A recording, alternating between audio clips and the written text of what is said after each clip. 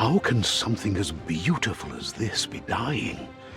A plague is ruining the land, but the tree of life still stands.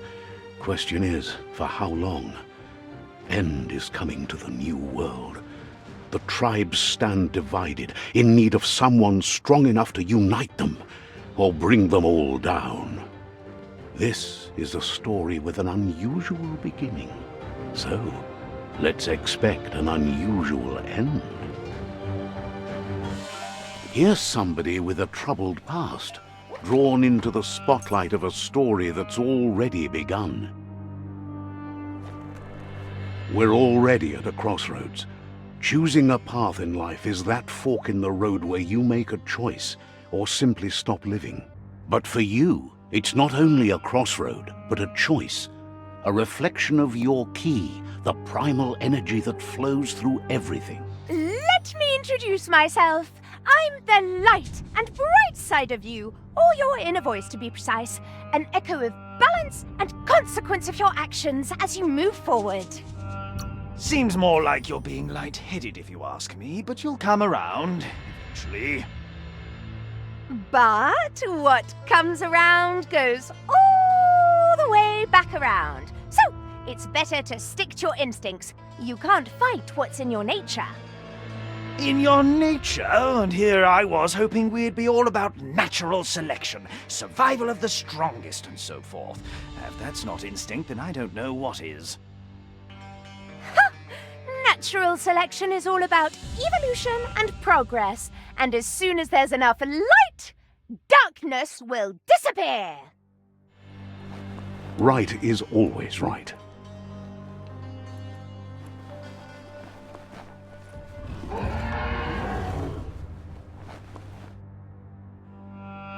Stories of death and the bodies left behind, a reminder that we're at the mercy of nature and the one that preys on others.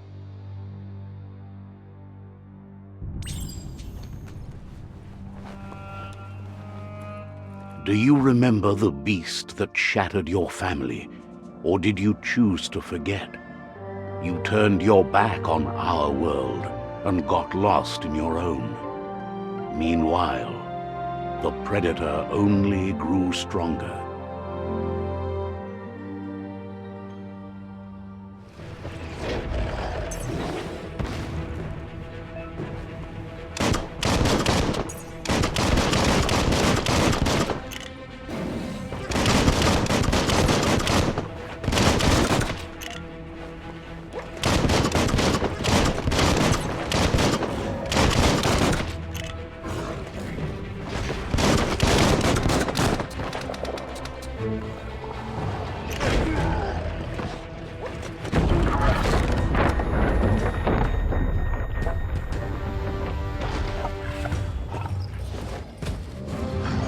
Better make a run for it. This is not the time nor place to end this story.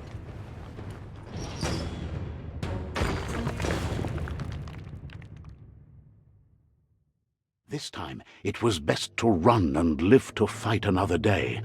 Let us hope you're ready for it when it comes.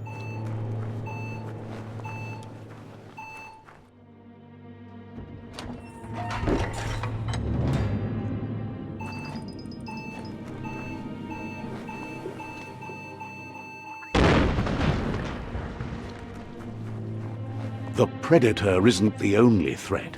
The wildlife started to mutate when the end of days began, and the tree of life started to die.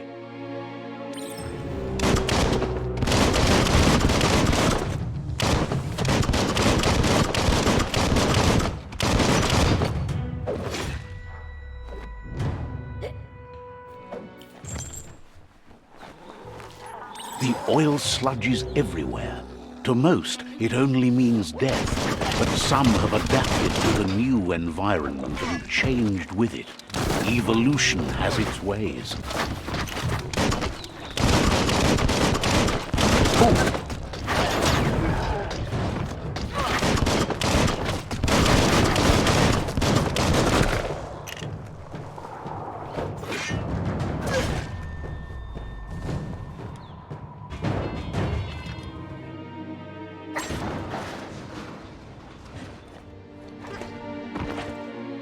Whoa! It's time to find a way out of this place. No, really, I mean it.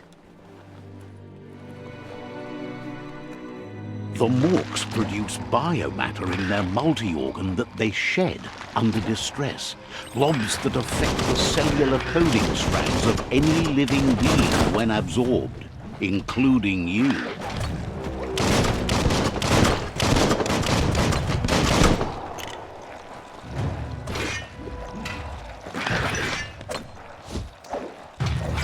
First,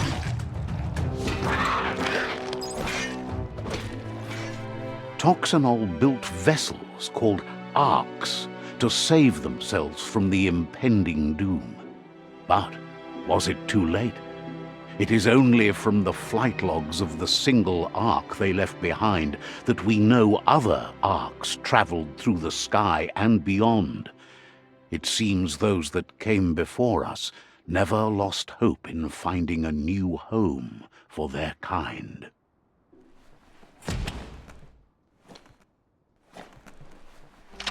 Just a few moves left. You can count.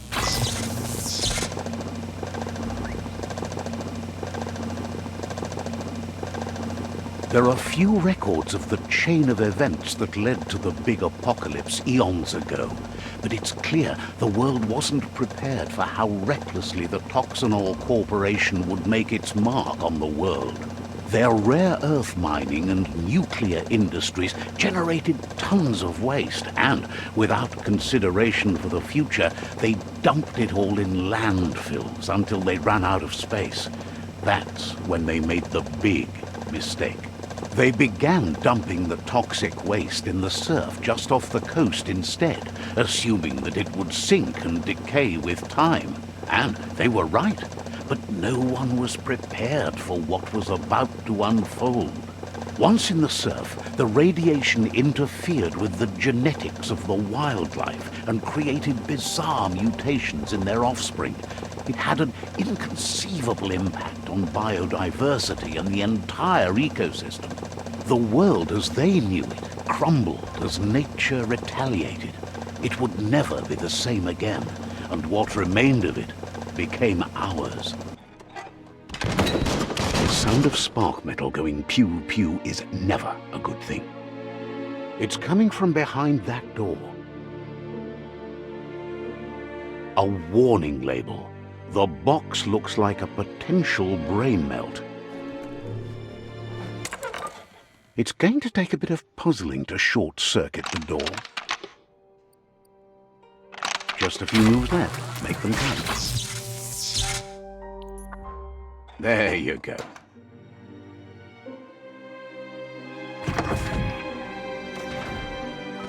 The wheeled one is outnumbered. You'd better help him out.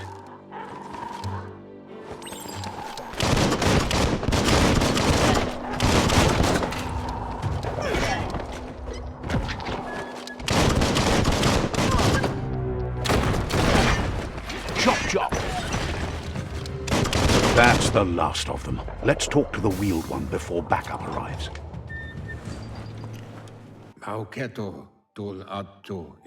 He wants to thank you for taking his side against the scavengers. He sounds familiar. You just can't figure out why. He doesn't seem surprised that you don't recognize him. You were just a child back then, the night everything changed. There have been rumors of a one-eyed Ronin seen outside the Great Wall, and he's happy to see it's true. The legend of the one-eyed child that grew up as an outcast is old and sad. The child could have been anyone, but the evil it had fled had left a mark, a facial scar to remember the past.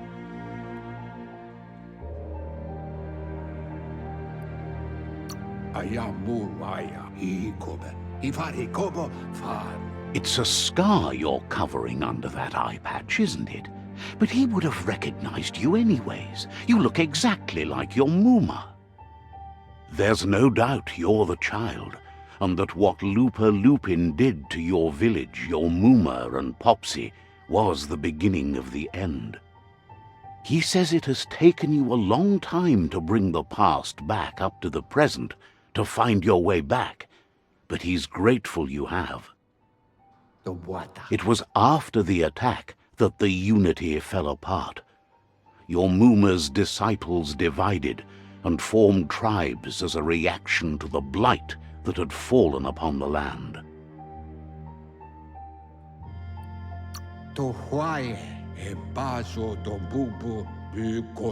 The impending threat of the World Eaters bringing down the Tree of Life is ever so close. He also worries about the Jagni tribe that's actively working for a doomsday and purging of the world. Had it not been for the Tree of Life, no one would have survived. He hopes you at least remember the tree.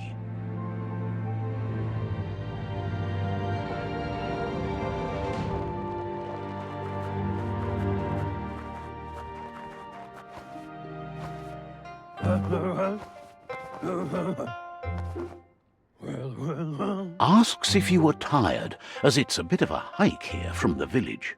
He wonders if your Mooma knows you are here.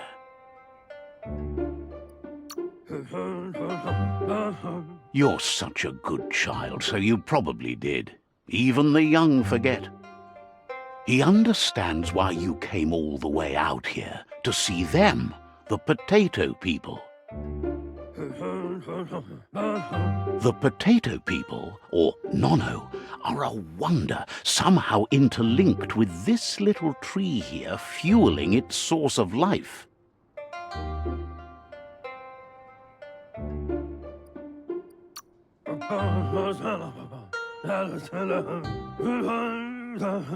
You might be right. Like potatoes, they're packed with energy, an excellent source of ki. The NONO prefer to hide in glitter grass. He says you should get over there and ruffle it. See if you can make one come out of hiding.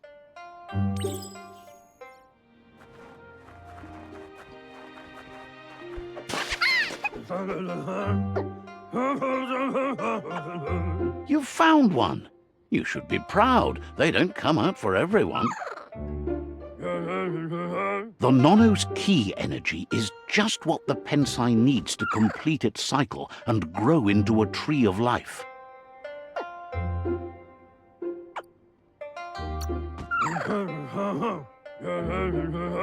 Only time will tell. At least his intention is to dedicate his life to it. He has the feeling the fate of the world depends on it. You'll need to support the tree for a long time to come. The only way it'll grow tall is with the burst of ki released from the NONO as they become one with the tree. You'll need a net to catch the NONO, and he wants you to use his, but asks you to be gentle. The NONO are sensitive beings, an embodiment of ki, the primal energy.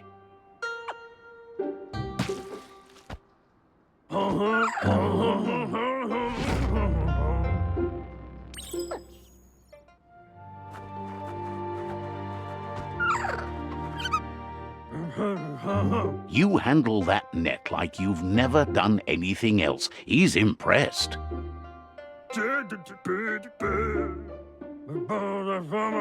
He's grateful for all the help he can get. There's lots of NONO out there that need to be guided to the roots of the Pensai tree.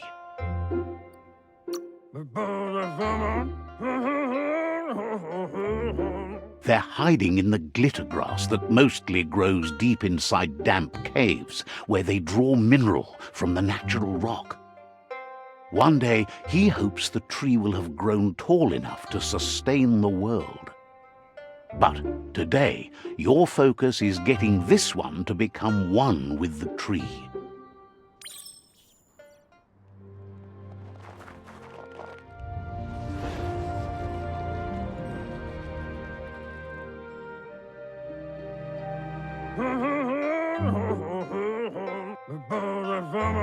Now that you've seen the NONO's connection with the tree with your own eyes, you have no reason to doubt. From this day on, he'll make nurturing the Pensai into a tree of life, a life goal, not only for our village's sake, but for all of us, everyone. One day, the land won't be as peaceful. Not even your Muma will be able to protect us.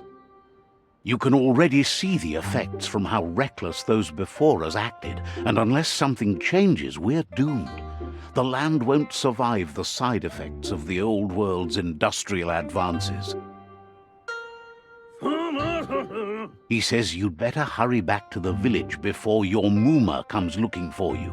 You did good here today. No, she's got lots on her mind and needs rest after the raid last night on the Lupin camp with her disciples. Wonders if they let the Predator family live or not. He lost you there for a while, but no memory is alone. It's part of a trail you can follow. He says he remembers every single day he devoted to growing the Tree of Life, but now he's afraid it might be in vain. The tree started to die when the end of days begun, and it wasn't long after that that the World Eaters arrived.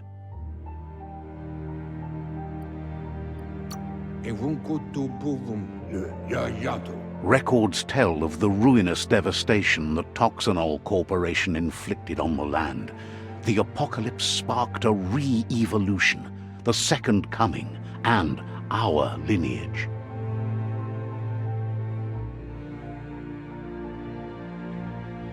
His friend Gizmo is working on a Mekton and needs help defeating the Jumbo Puff at the end of the West Route.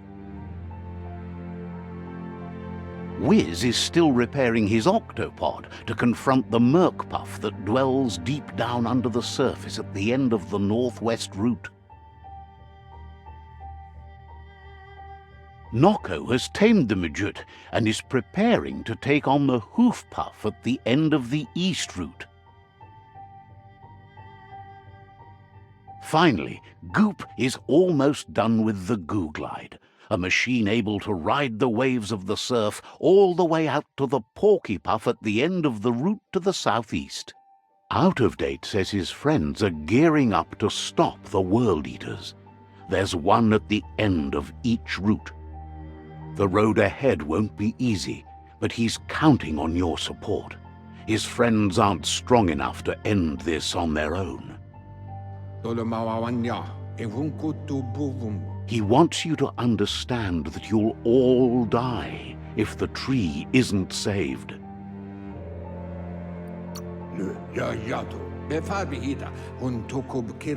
His friends have prepared something specific for each World Eater. The Mekton, the Octopod, the Majute, and the Goo Glide are almost ready to ride.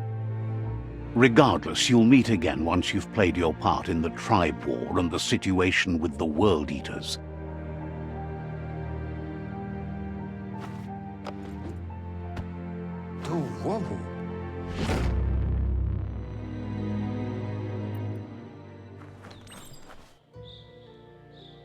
Know that the Tree of Life is dying. Its days are numbered. Without help, it can't endure the environmental change and assault from the World Eaters.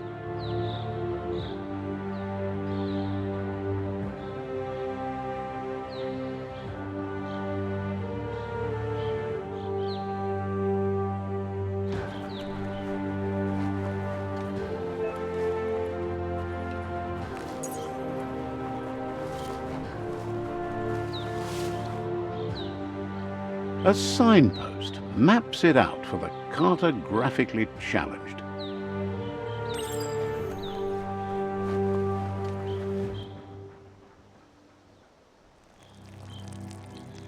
Let's see.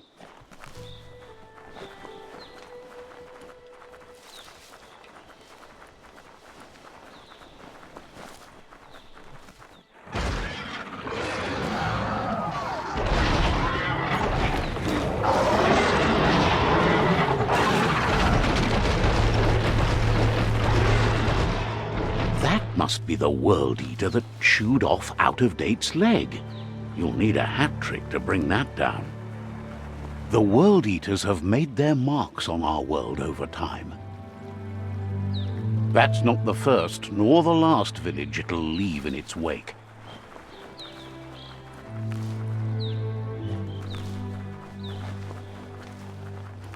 Look, a survivor. Glad to see someone made it out alive.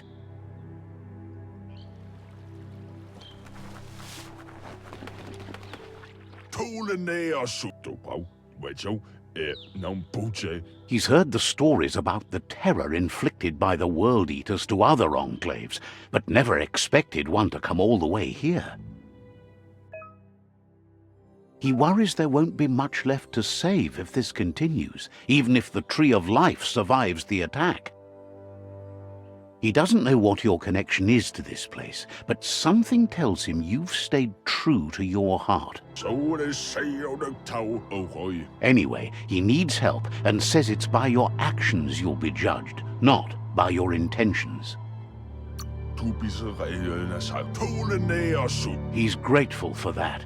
You still seem to have a spark of light in you.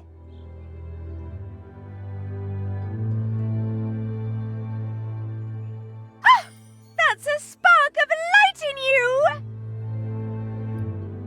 What's there to like about light? It hurts to look at.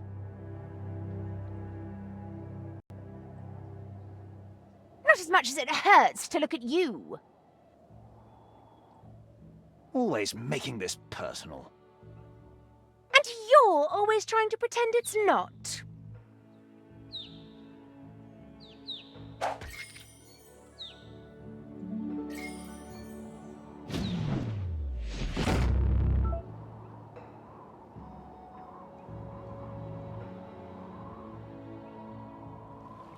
There's Out-of-Date again.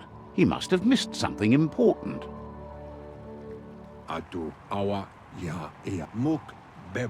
Out-of-Date says you will make a better stand against the World Eaters with the support of a tribe, and there are two nearby. The Myriad tribe is likely to be a good match as they act on the understanding of the greater good and have a code of honor. Regardless of who you choose, it won't be easy, as the conflict between the tribes is worse than ever, teetering on the brink of war.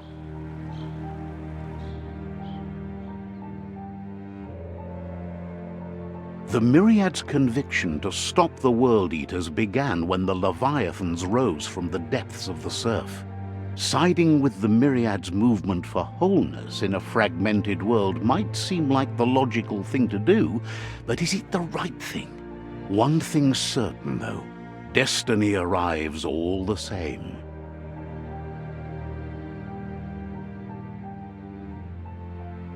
The Jagni tribe only ever had one conviction: to bring balance to the world by wiping out the weak. They believe a cleansing is necessary to restore the world and want to let the World Eaters bring down the Tree of Life. But siding with Jagni isn't necessarily a bad thing. Fate will find a way. Out-of-Date says someone needs to break the stalemate and shift the balance of power to either Jagni's or Myriad's side.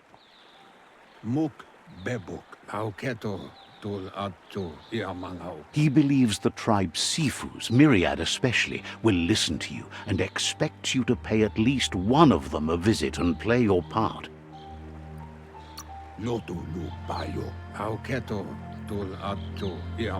He can sense you share Myriad's view on the world.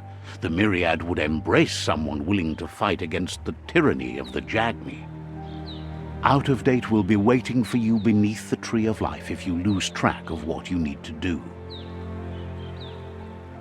Regardless, you'll meet again once you've played your part in the tribe war and the situation with the World Eaters.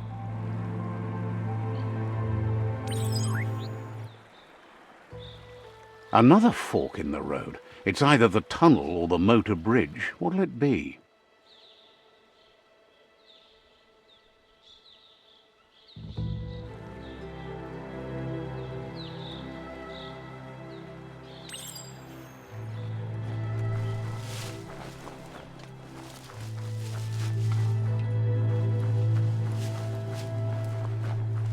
This area was beautiful before the tribe war began. Look at it now. It's a war zone.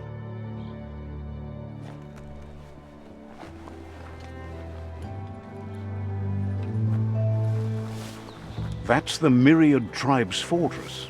Will they be friends or foe? You should head up there. That way you'll know. It's a beaten path to that door. If you go there, you'd better make an entrance.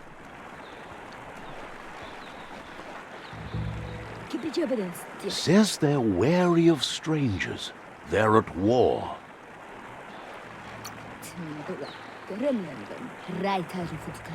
Says the Sifu decides who the Sifu wants to see, but is willing to let you give it a try.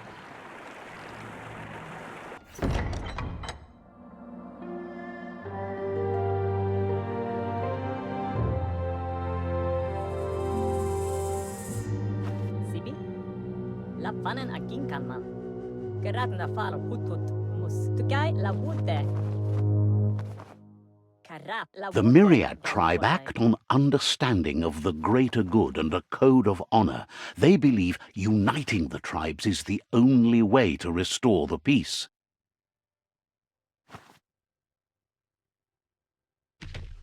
The Sifu is convinced that defeating the World Eaters and saving the Tree of Life is the only way to make the world a better place.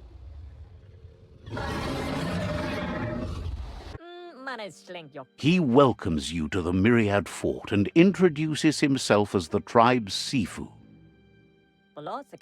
But he was hoping you'd show up. The news of a vigilante Ronin on crusade crossing the Great Wall through the crack in Bunker 101 has preceded you.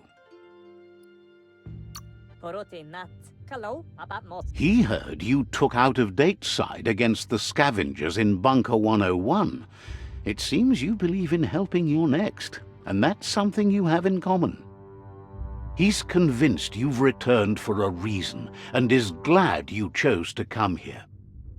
There's something about your spirit that sparks memories of you as a kidling. He can still sense you're kind-hearted.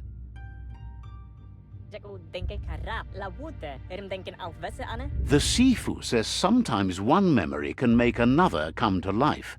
He hasn't thought about your Muma for ages, even though she taught him a lot. He was one of the original WUNG-FU disciples.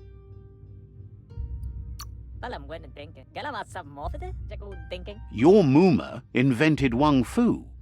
Originally, it consisted of unarmed combat and the 6 weapons: the boomerang, the shuriken, the bow, the staff, the nunchuk, and the hook and chain.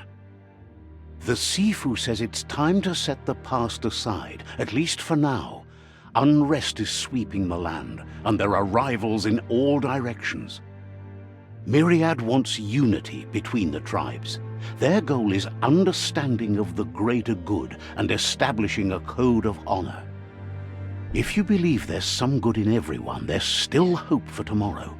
You'll unite the tribes and defeat the World Eaters to save the Tree of Life.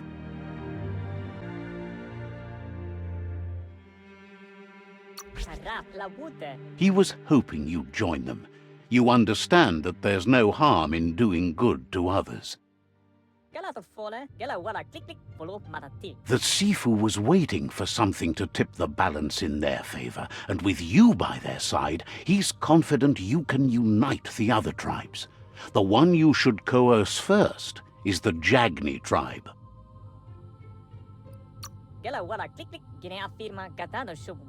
The Jagni tribe may believe that fear and hatred will lead them to domination. A vanquisition of the tribes and destruction of the Tree of Life won't be the restart they want. It's just an end to everything.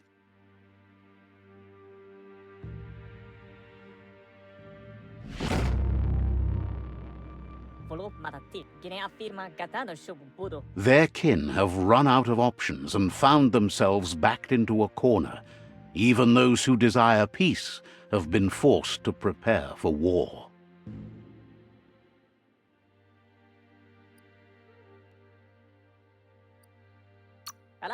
You need to take the struggle to the enemy, or the enemy will bring it to you. When survival is threatened, there's no other option left but war. He wants you to focus. These are the new rival outposts your tribe needs to take control of.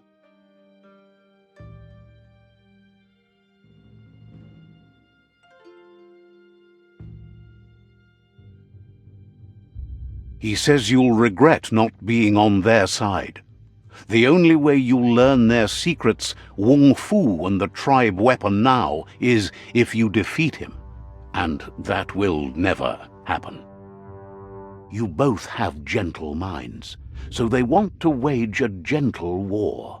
A war that bonds as much as it breaks.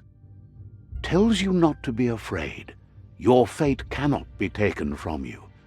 Claim the rival outposts and earn the right to wield the tribe weapon. Once you've dealt with the rivals' outposts, you'll challenge their Sifu to unite their tribe with yours and let your kin share land again. They passed the point of no return as their words lost power and see no other way forward than using violence to combat violence. Seeing you brings back his memories of the old village. Myriad wants unity between the tribes. Their goal is understanding of the greater good and establishing a code of honor.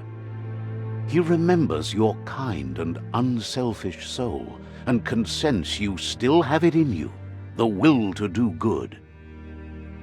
Anyway, the memories you make with your family are strong and can sometimes come to life. Passing the old village on your way to the first rival outpost might help. He can't blame you for not remembering, but he can sense the stillness of something lost.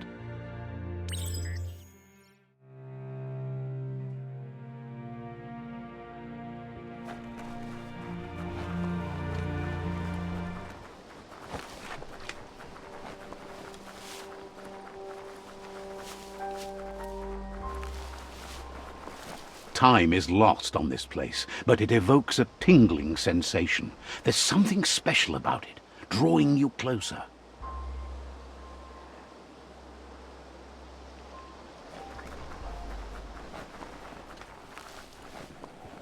As time passes, memories fade, and sometimes feelings change. It's not about who you were, it's about who you'll become. This story is far from over. Echoes of a long-lost past, like whispers in the wind.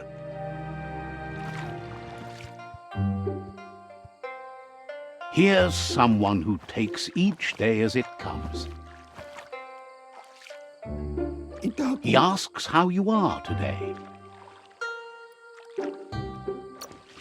Goop says he always does better whenever he leaves failure behind. He's happy his good mood is infectious. He wonders where you've been. He hopes you've been out at the lake, practicing your swimming technique.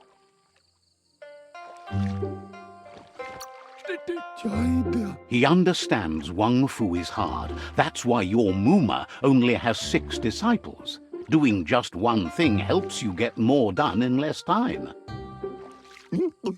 He thinks you should really know how to swim by now.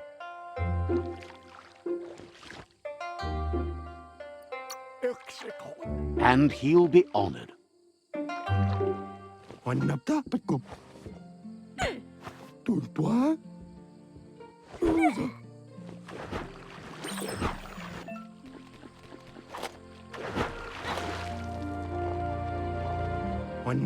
He says, that wasn't too bad, was it?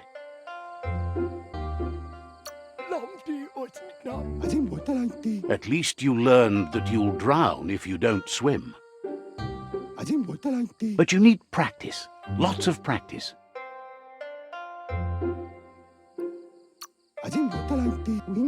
Great things usually happen to those who never stop trying. He hopes you'll be one of them. You just need more time in the surf. That's the only way you'll ever learn how to swim. You can never try too hard.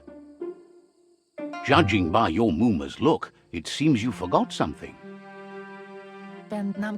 You promised you'd train with her before the sun goes down. It's time to go.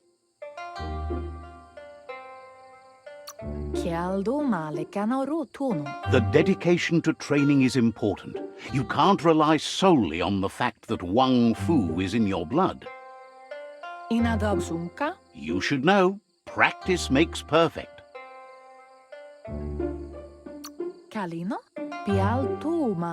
You have to keep working on it if you want to be good at it. She'll see you at the village square.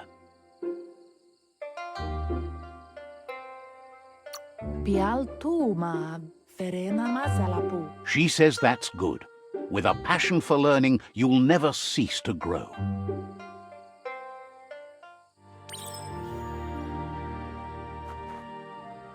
Here's another familiar face with lots on his mind.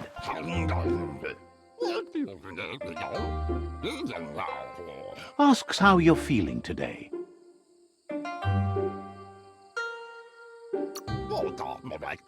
His only interest when creating is that what he comes up with is actually useful.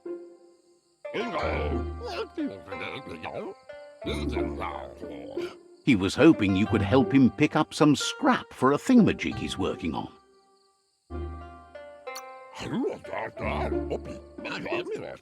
He's happy to hear that from someone that's a part of the coming generation. You owe it to yourself to protect the environment. You should look for things that are recyclable. It shouldn't take you too long to find some.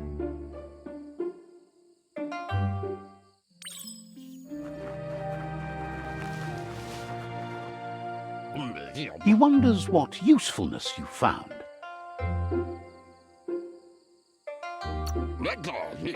He says every little thing counts. He can work wonders with almost anything and asks if you know how to upcycle. That's the spirit. You can't make a difference unless you get your hands dirty. He'd love to teach you to upcycle, and the scrap you found would be a good start.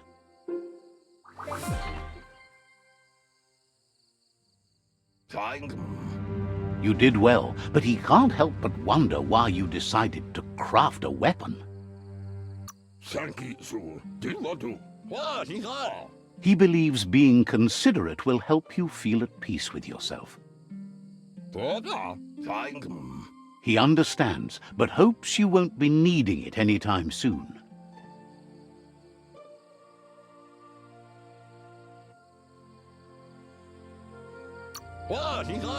He thinks mastering the 6 weapon styles of WUNG-FU is more than enough for anyone. He's looking forward to seeing what you'll make next. It seems you have a talent for this. It looks like she's starting to lose her patience. You know she doesn't like waiting for you. She wants to see you on the village square right away.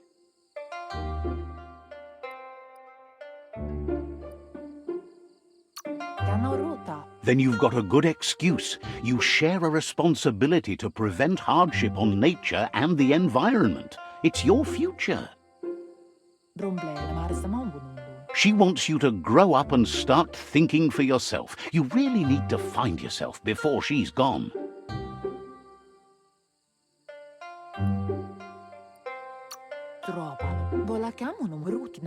She won't live forever, you know that. But she intends to make the most of every day she gets, especially the ones you share together. You've always followed your own path, but this time she needs you to follow her.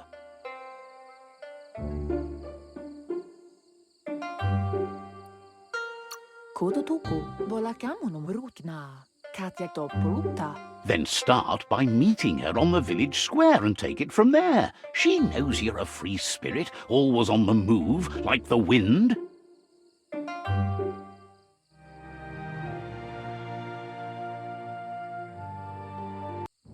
They look determined. Better watch out.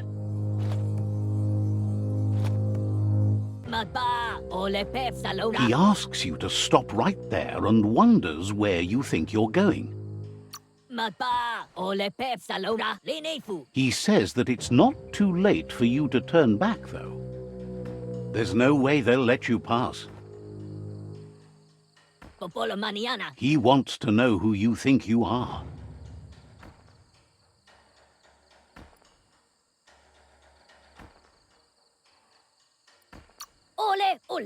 You'll have to face pain at some point. He offers to help you get it over with.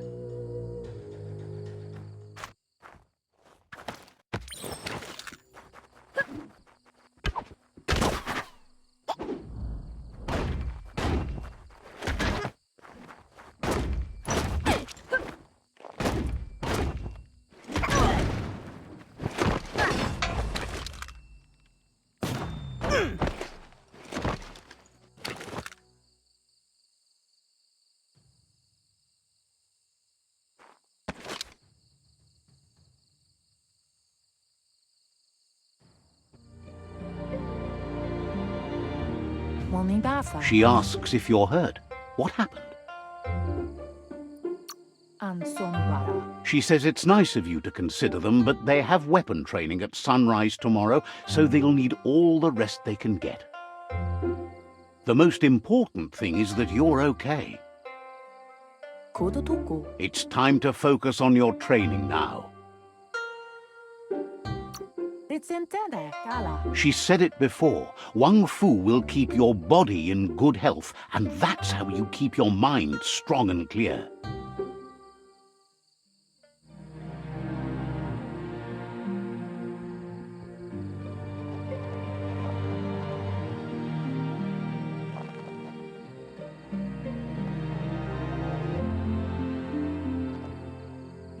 Here's someone close to heart, doing what he does best. Seeing you always puts a smile on your Popsy's face. He wants to know how you're feeling. Training with Muma will make you feel better. It always does. He asks if you could help him too before you leave for training.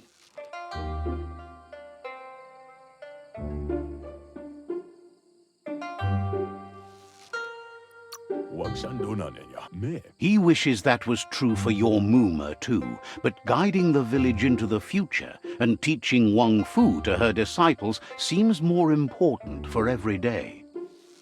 He suggests you get going and find him gadgets and ideas for how you can upcycle some old fabrics.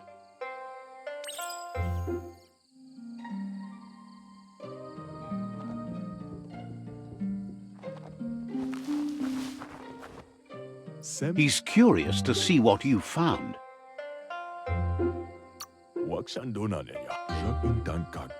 He's all for renewal and has even considered making the trip out into the wilds to look for a bionucleus pool and refresh his DNA.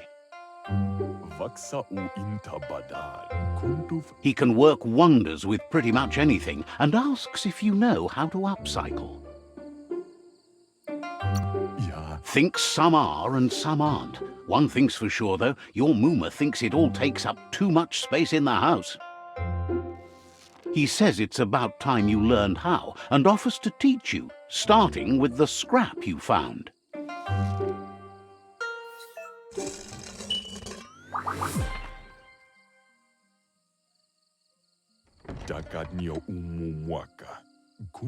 The style might be too edgy for his taste, but it looks sharp on you. Agrees. At least that way it'll never go out of style. You should take it with you, wear it to practice. He thinks you should. She'll be proud of you. He's looking forward to seeing what you'll make next. It seems you have a talent for this.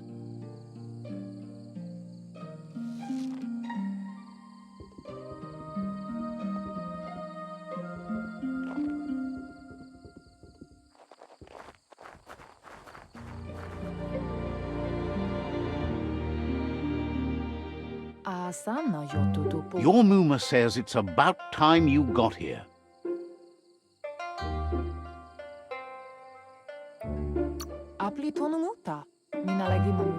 Wants you to understand that you can do anything if you work really hard.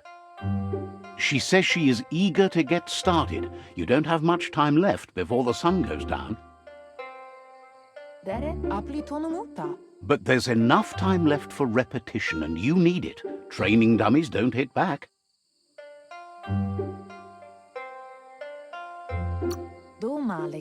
Wants you to prove that with some practice first.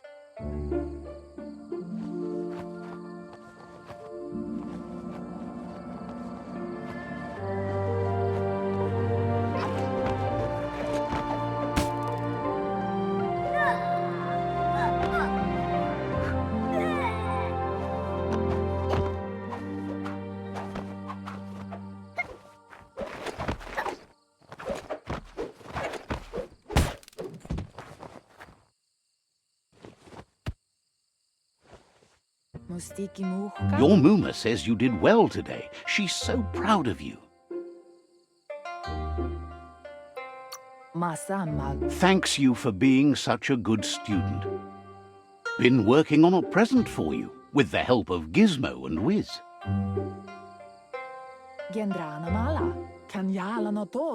You should go see him and find out what it is. You've deserved it.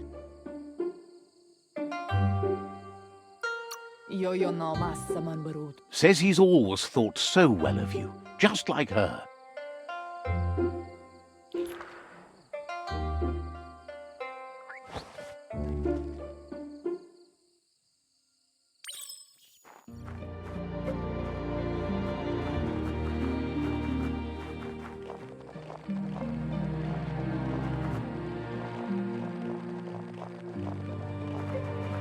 Catchy.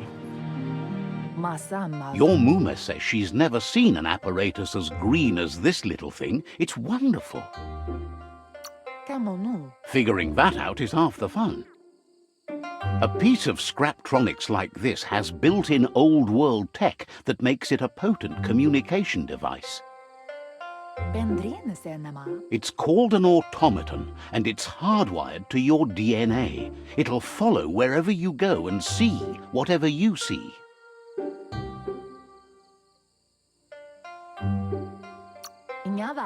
Says it's not a record keeper, more like a companion. Your Mooma says you look tired. No wonder, it's been a long day. Says a good rest makes you ready for tomorrow. Rest and you'll find strength for tomorrow.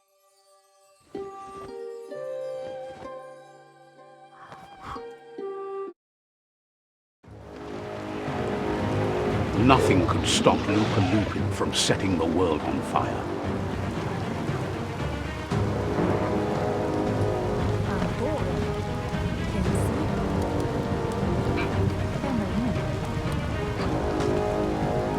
Your Mooma urges you to blaze a trail. A burnt kidling will learn to dread fire.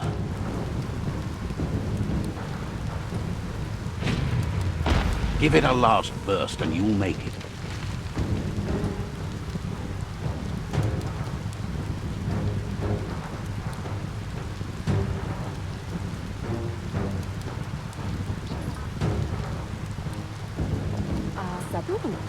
Your Mooma says this is it. The time has come. She must fight LUPA-LUPIN. This time there's no escape. She can hear him coming. He wants to destroy her. The time to fight is coming, whether she's ready for it or not. Whatever happens, you need to know she loves you, and everything she's done has been to protect you, your Popsy, and those she was chosen to lead. She tells you to stay back. This is her fight. It has nothing to do with you. History has finally caught up with her. She had a life before you were born, you know. Darker and less fun. Here it comes. The past coming to haunt the present.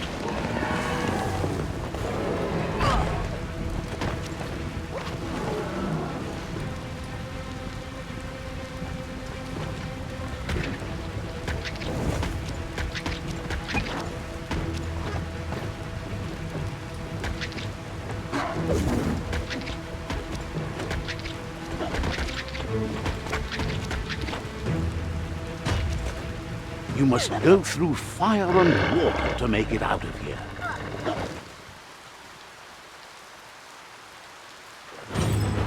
Your Muma says you can make it if you believe in it. Where she goes, you go. Blood is thicker than water.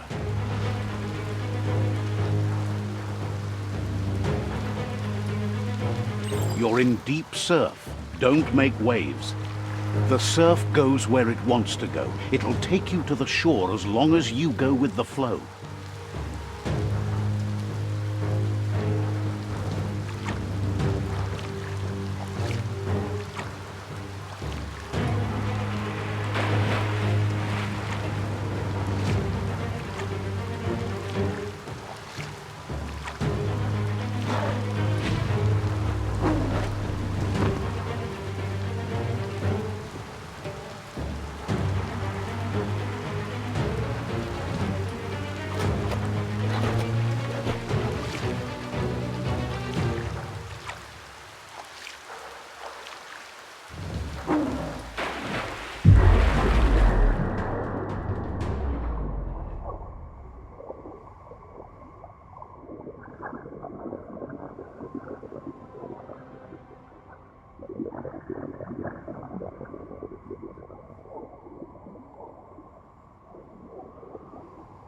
Death is not to be feared by one who has lived life with a pure heart. A part of her will live on in you. The creature is hungry for more. Nothing is going to stand in its way now.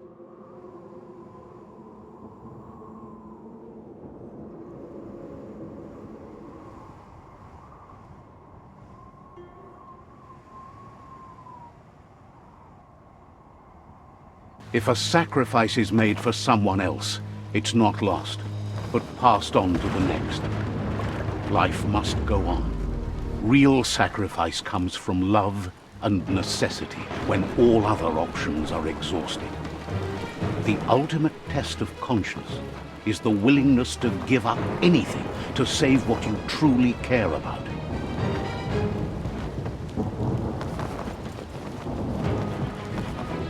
What you do for yourself dies with you. What you do for your kin remains and makes you immortal in their memory.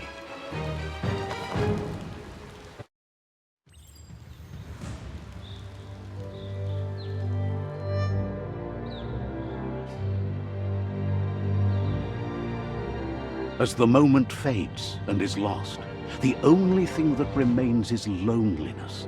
It doesn't mean you'll forget your past. It simply means you need to move on.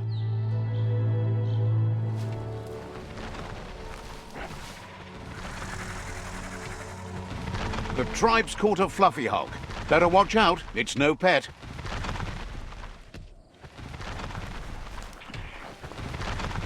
They couldn't keep it down. Fluff Hulk's on the loose.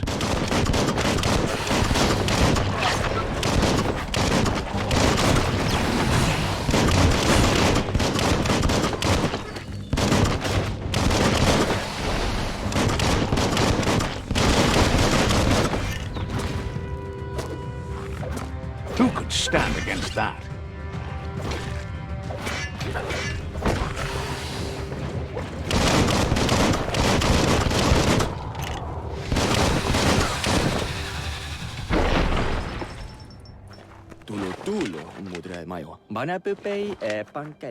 You gave them no choice but to take it down, even though they'd planned to take the Fluff Hulk out to the Farfnaki Leaves and let it go.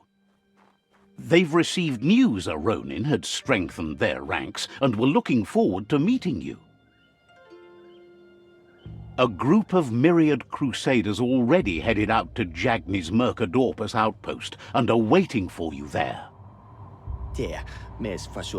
You should hurry there and help them best the outpost.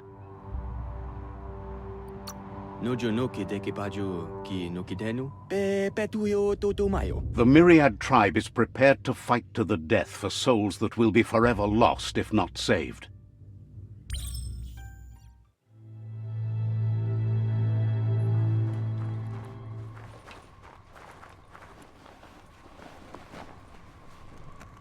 Toxanol was something called a corporate juggernaut, and our world still bears the marks of the massive ecological catastrophes they inflicted upon the land. The apocalypse they caused was the end of days for their world. But for us, it was simply a beginning. Look, an emergency box from the old days, when you needed to pack a punch to survive. Wow, bet that nut makes a tight fist. The night is ending soon.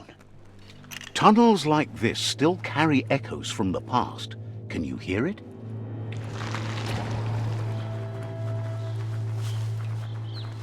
You found the whereabouts, the deepest, darkest forest in the land, sometimes hard to see for all the trees.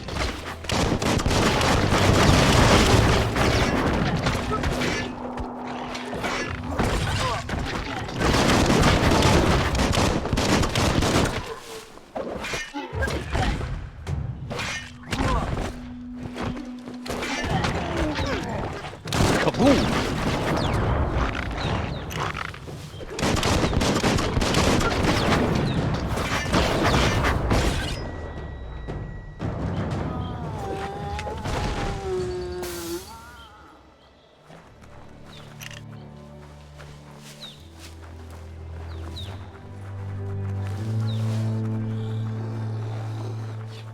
Mercadorpus outpost, a Jagni tribe stronghold.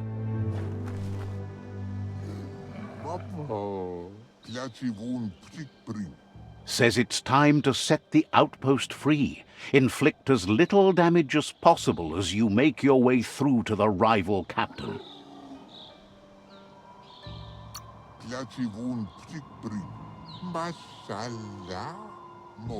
Clarifies that rigging the odds in your favor in preparation of the takeover is one thing, but collateral damage is another.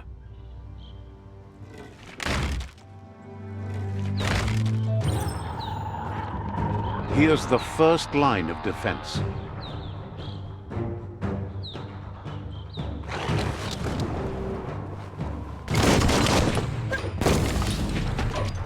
That hit the spot, wrecked it. That twirly wheel works that drain pipe.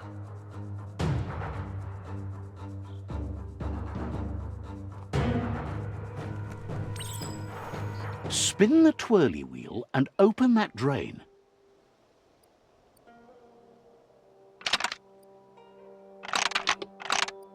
Just a few moves left. Make them count. Everything's clocking together.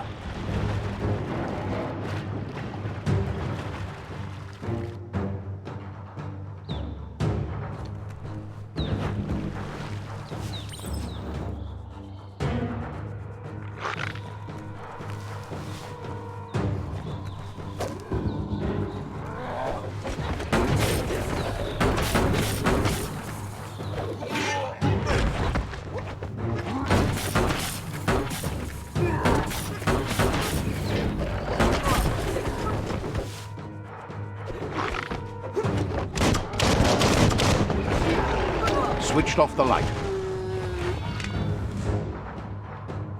A barrel chute.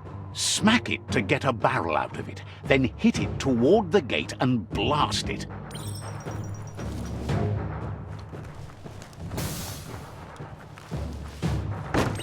That looks splody. Kaboom! You're in. Almost there.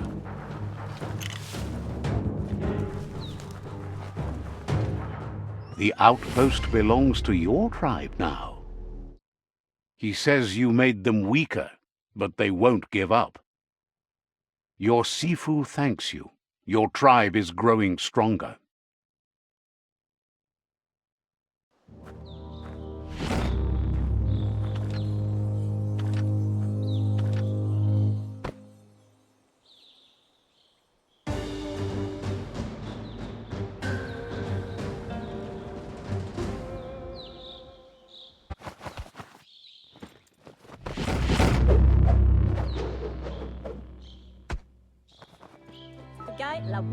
Says you did a great job capturing the outpost. You've earned the privilege of carrying the tribe's weapon. Figures the honor belongs to the tribe, too. Out of Date says he's doing his best to keep up, but from what he can tell, it seems you're making progress with the tribe conflict. He had a feeling you'd get along with the Myriad tribe, but it remains to be seen what the future holds for your alliance. You seem to share the same values as the Myriad tribe. You both have the same optimistic outlook on life, at least for now. But Out of Date emphasizes that solving the tribe conflict won't matter unless you help make a stand against the World Eaters.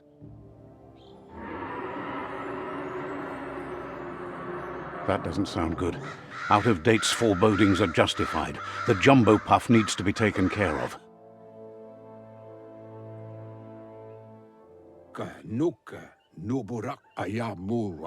He says the time has come to confront the jumbo puff at the end of the west route.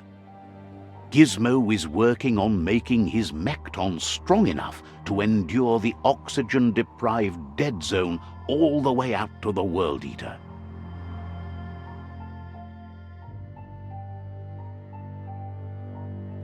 You should get over there and see what you can do to help.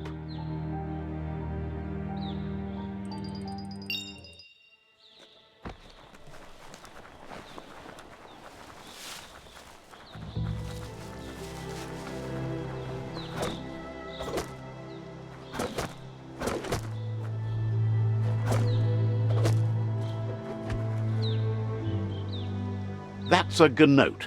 Easy prey for LUPA-LUPIN.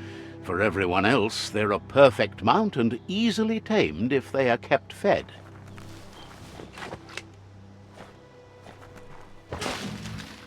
The sky is as bright as it's going to be.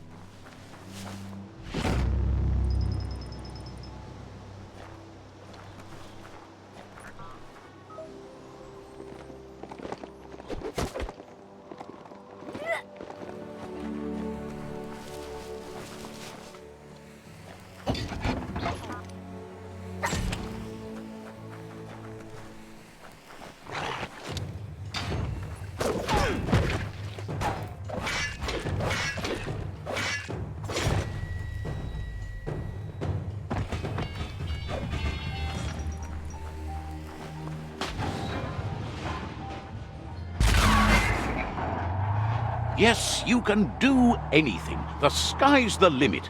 Now, let's take this back to Earth.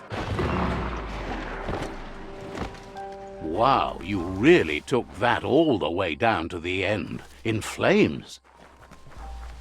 Don't forget the past. Learn from it.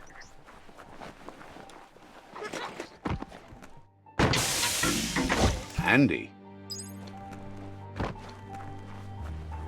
It's a wonder some of these up and downs still work. Guess they built machines better in the past.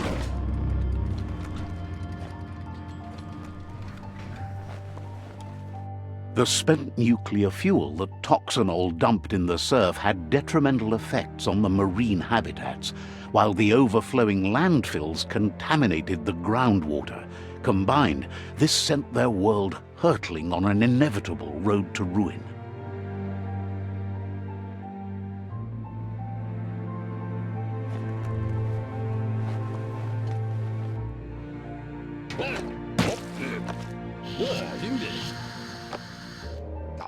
I need to brush up on my Wando, but I have a feeling he believes it was you that caused the bang at the yard. Oh, and he says he knows you. You used to call him Gizmo. He gave you the oil-greased hands when he taught you how to upcycle. Gizmo remembers you as a nice kidling, and he can still sense the warmth of your good heart. But Gizmo says how you experience a memory can be different. You know the story, but sometimes the truth it brings is personal.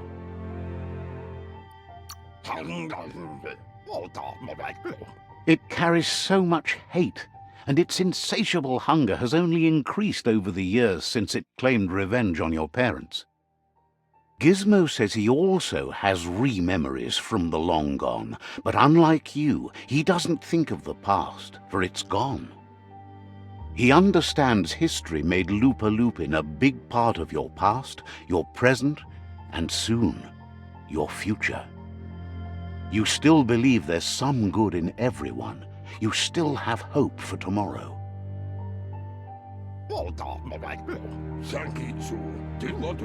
He says you should know that what's meant to be will always find a way, but history shouldn't consume you.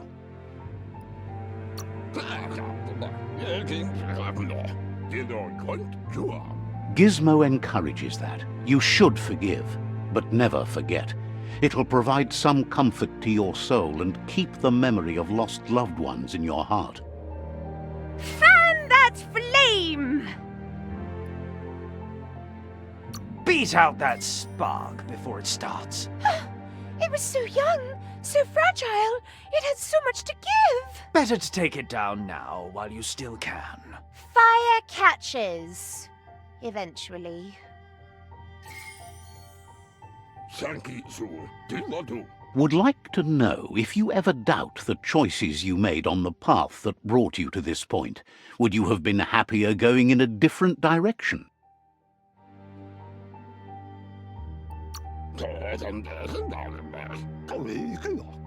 Figures you're either a rare person or a good liar.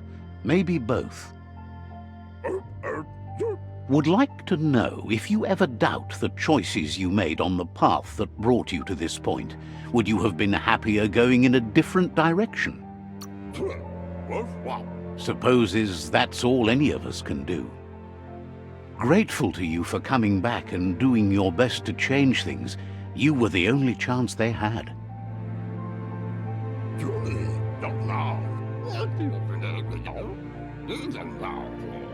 Wonders if you liked working with the Myriad. They always seemed so centered and so seeking.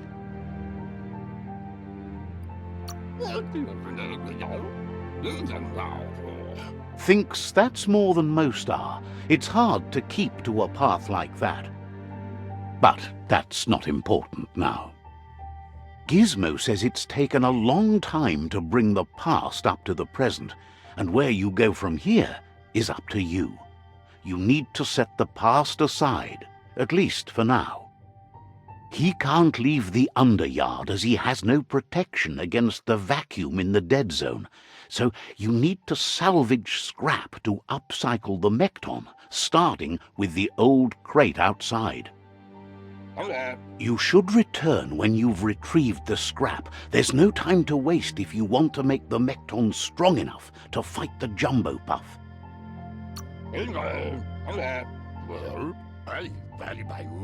It's the part of the land that suffered most from the apocalypse.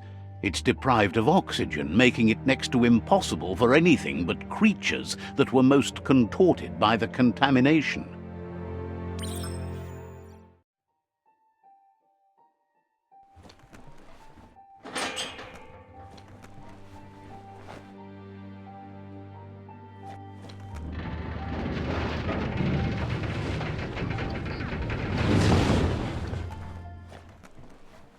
There's short of breath and death to this zone. Better take care. He who half breathes, half lives.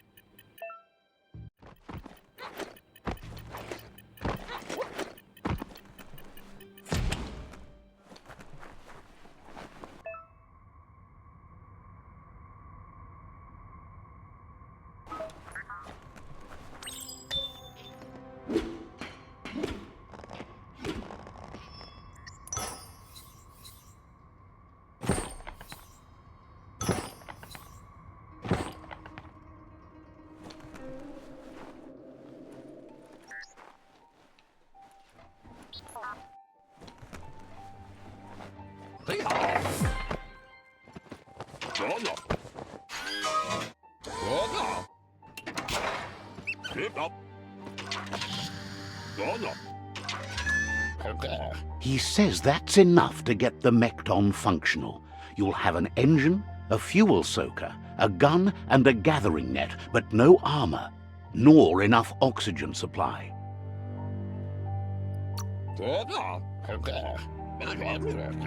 He made a suction device so the Mekton can use the black tar as an instant refuel. You can also use it to clear oily goo puddles, so you can pass and access hard-to-get-to areas. He's been working on another project for the Mekton, a cannon, but it needs ammunition, and by that he means the scripts. He says if they're trained right, they'll turn into a distraction for the Jumbo Puff.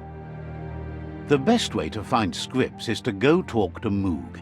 He knows the ins and outs of every breathing thing left alive after the apocalypse.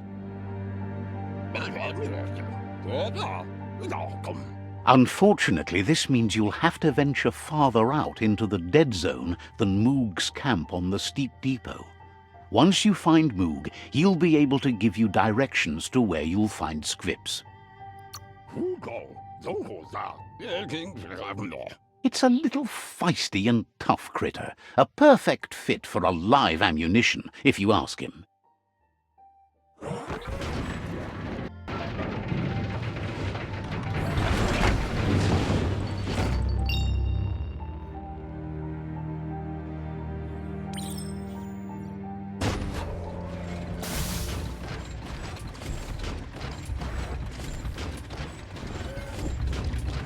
The Grease Monkey's Mekton is built sturdy, just like himself. Can you imagine how this place used to look before the dead oil flood?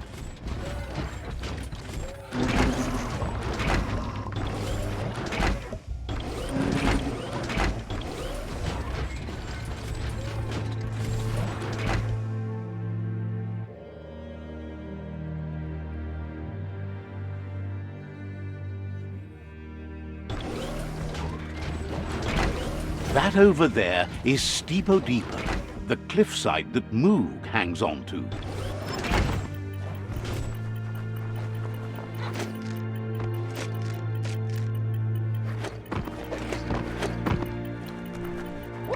Grab on tight.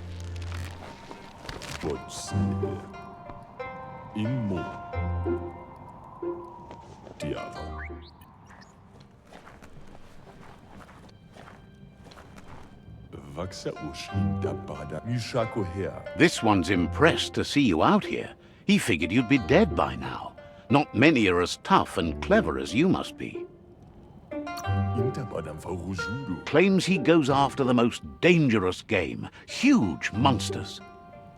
Moog says that all your power doesn't do you a bit of good if you're not willing to pull the trigger when the time comes. Choosing what to kill and what to spare are the most important decisions you'll make. You might have a steady aim, but you need to be sure that you pick your targets with care.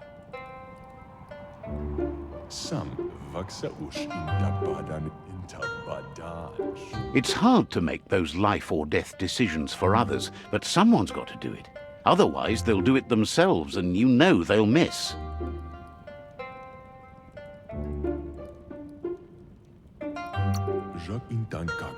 Claims he mostly kills whoever he doesn't like.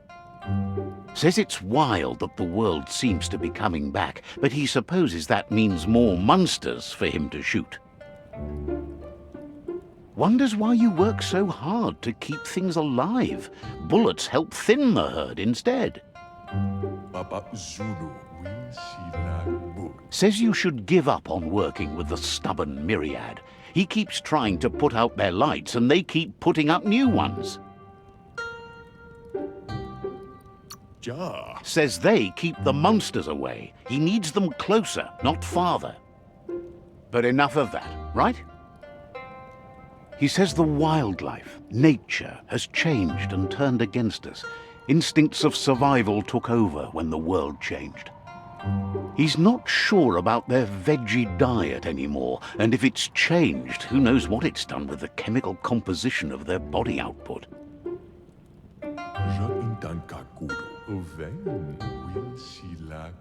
Right now, though, he feels he's come to a point where he's got a pretty clear idea on the whereabouts of monsters, both tall and short.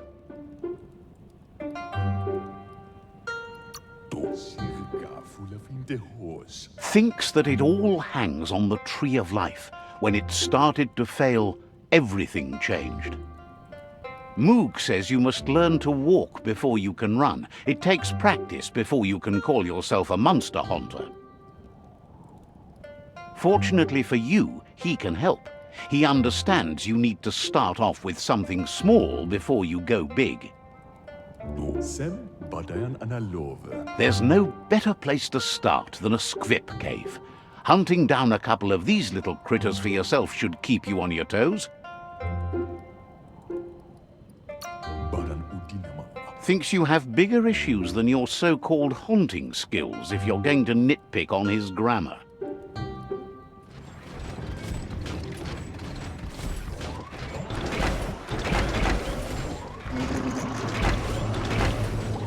Wait, it's the squip hole-up. The place is just filled with critters.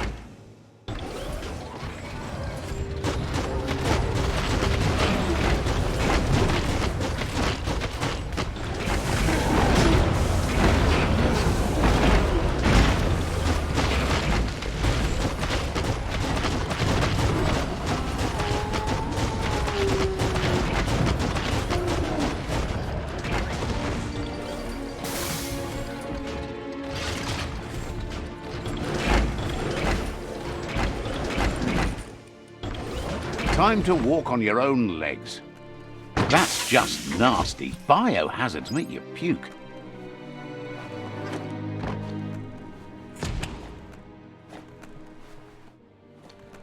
Once the volatilization from the nuclear waste evaporated, a volatile gas rose through the soil and infested structures, even Toxanol's own buildings. So, in a way, they caused their own death.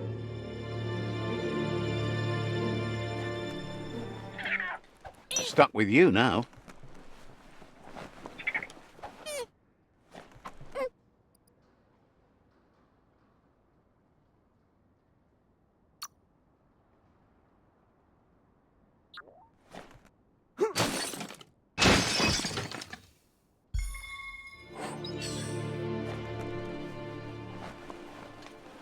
These steel legs were made for walking.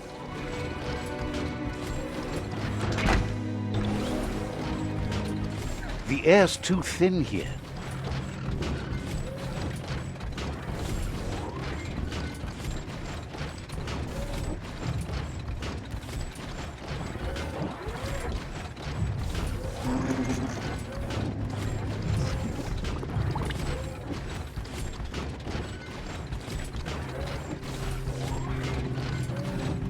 In the old world, roads like this really led somewhere. Now, most of them lead to disaster.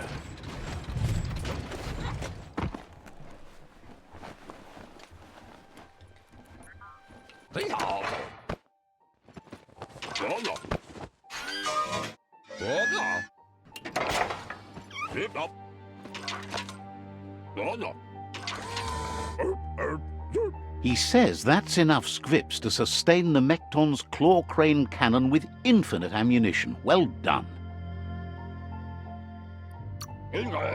That's the special weapon he made to store the scripts in the Mekton. It will be strong enough to launch them at the Jumbo Puff. Gizmo's made vehicles before to confront the Jumbo Puff himself, but failed. But this time, it's different. The Mekton will be strong enough to do the job.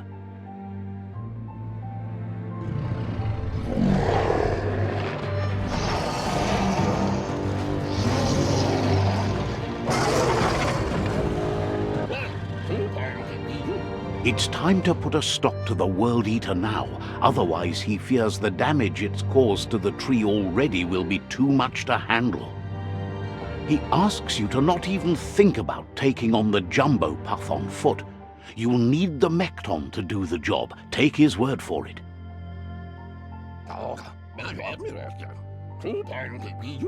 There's time to improve the Mekton before you confront the Puff. There are more wreck boxes out in the dead zone with gear you should be able to equip the Mekton with on your own. He got the idea to build the Mekton when he found a big crate containing the metal frame for something Toxanol had named an exoskeleton. Gizmo wants to help if he can.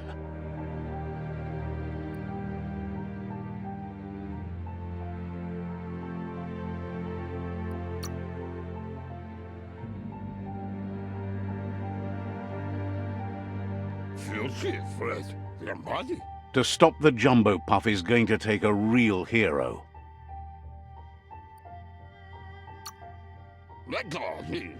Wonders what kind of good you'll get up to today. Has plenty to do, so no worries. Gizmo wants to help if he can. Says talking to you was interesting.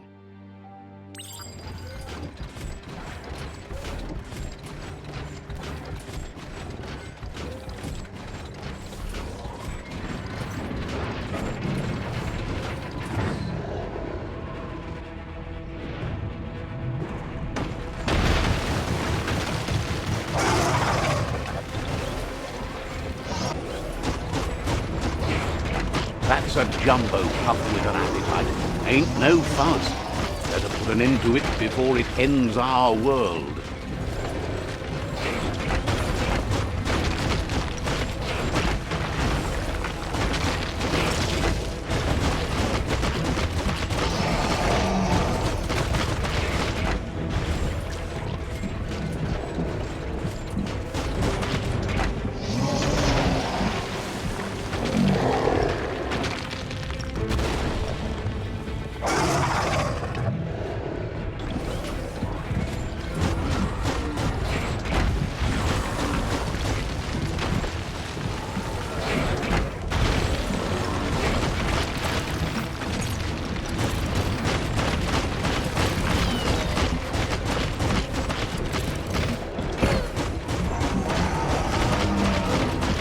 Uh-oh, the Jumbo Puff is kicking it up a notch. It's time for an electric performance.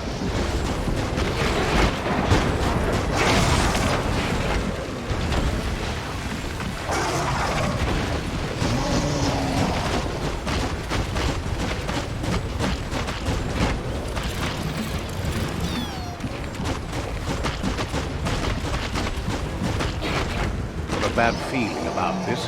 It goes all the way down to the stomach.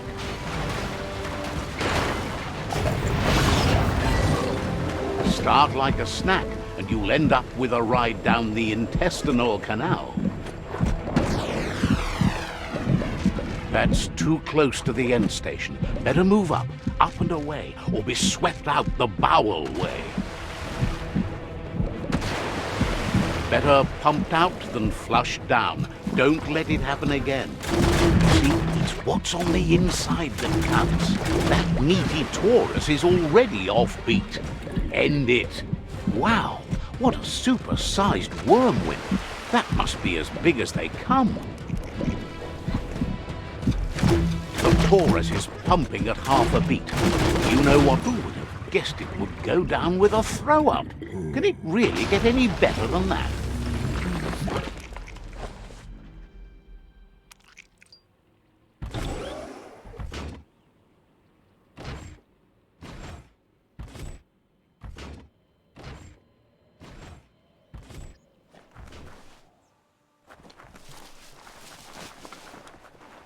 It's a place well hidden. It's just below the above. We're all heroes of our own stories. Or so we hope.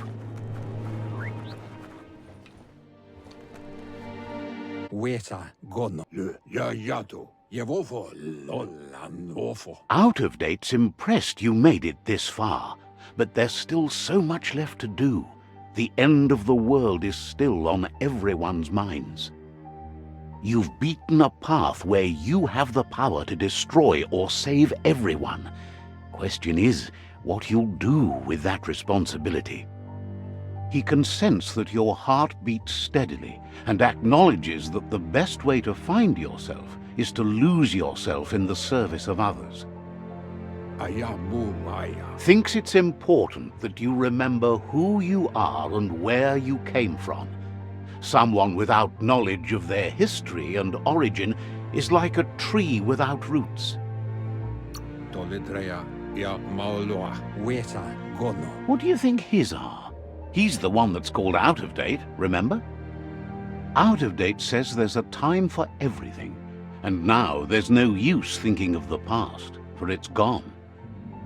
Think of the present, because that's where you are. It's time to set your priorities as the one who completes things. If you continue to do good, good will follow you.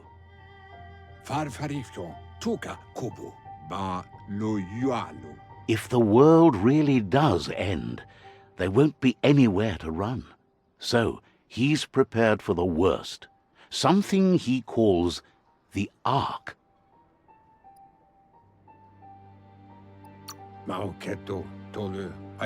Two sides to everything, but for him it would be devastating if you were forced to use the Ark to escape while the world crumbled. Out of Date says there's no clear record of the chain of events that changed the course of history and brought the world to its knees. He's found evidence on the Ark, records of a crisis, decades of contamination that permeated the ground and broke its inner core. The contamination disrupted what we now know as key energy, the life force that runs through all things, living and inanimate. He's been told the blight affected everything at a genetic level and turned our perception of normality on its head. It was only those that changed that avoided extinction, proving that the possibility for survival and renewal was real.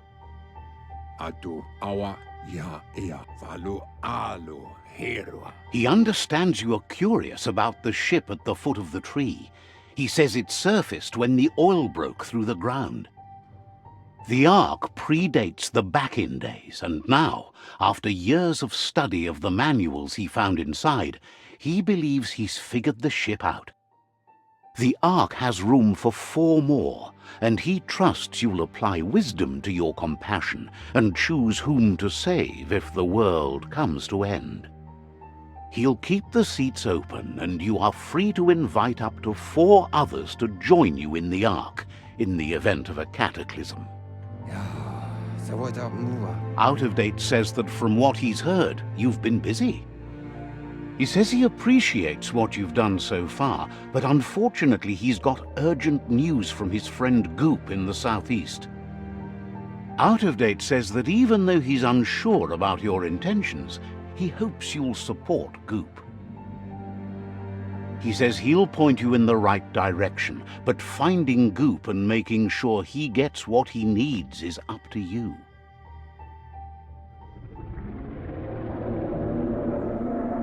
That's the sound of impending doom. Out of Date's premonitions of imminent disaster are true. The Porky-Puff needs to be handled. Out of Date says that Goop is worried now that the Southeast World Eater is stepping up its activity. He explains that Goop is working on a goo-gliding vessel in order to get to the World Eater, but needs help to get it done.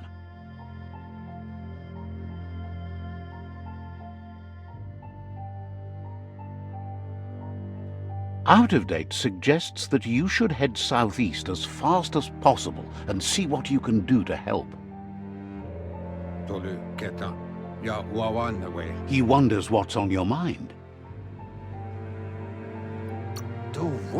Wishes you goodbye.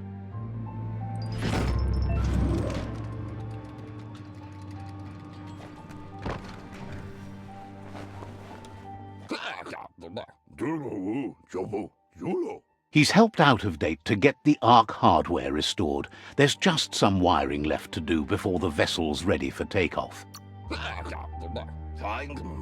He just needs to reroute the excessive high spark to run through the proper plug in the system, so it won't break the path if it blows. Gizmo isn't sure you'll need to make use of the arc, though. It looks like your efforts to save the tree and the world are paying off. He knows your good-hearted nature means you won't leave him behind, but you need to work on yourself if he's going to be isolated with you in the ark. There are things you don't see eye to eye on. It's not that he doesn't care about others, but the fact that the ark only has 4 extra seats means you have to be picky when choosing company. So, what we have here is an opportunity to help your next. There's a seat open on the ark should you want to offer it as a gesture of appreciation. A conscious choice to be alone means you won't miss anyone. The thing we're really missing here is someone with compassion. You just seem to have passion for yourself. The world would be a better place if we were left alone to handle it. Then we'd only have to talk to ourselves, and that's how you get the good answers. Well, anyone in their right mind would agree you're better off on your own. Let's hope the ark carries you all the way there.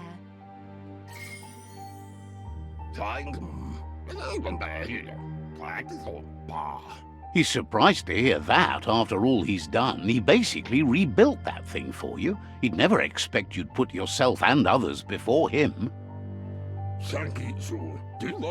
Gizmo will always make time for you. Says goodbye to you.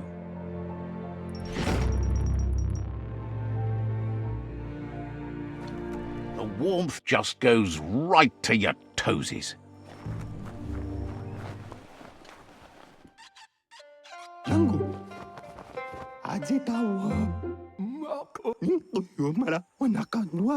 Gulpo ain't the easiest tongue, but I think he says he's happy to see a friendly face. Not too many of those around these days. Says it's good to see you again. He's Goop. You might remember him from the old days when he tried to teach you how to swim. Goop says you were always so righteous as a child, and he can still feel it, even at a distance. Goop says memories fade surprisingly fast. We are all pieces of what we remember. It's only together we can remember the story as it was.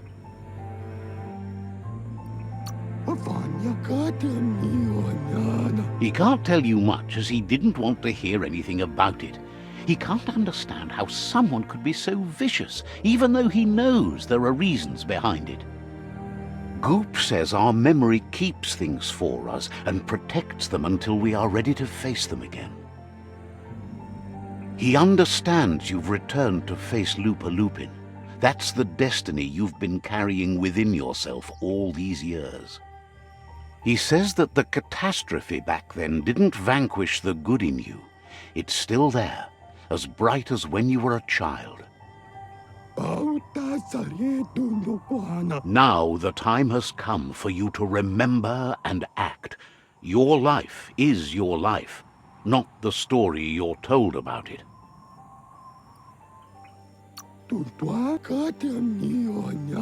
He thinks that's the right thing to do. It's only when you have forgiven that you'll find peace. Come toward the light. Slow down. Why would you rush in? When you see what you want, why wait? Well, what about being careful? Pah! Poppycock! Full speed ahead! Says life on the goo is wide open. You have so many choices of where to go. Some harder than others, of course. Which kind do you like? Hit the open surf then. The trouble is you can only rely on yourself, at least until you reach a new shore and make new friends.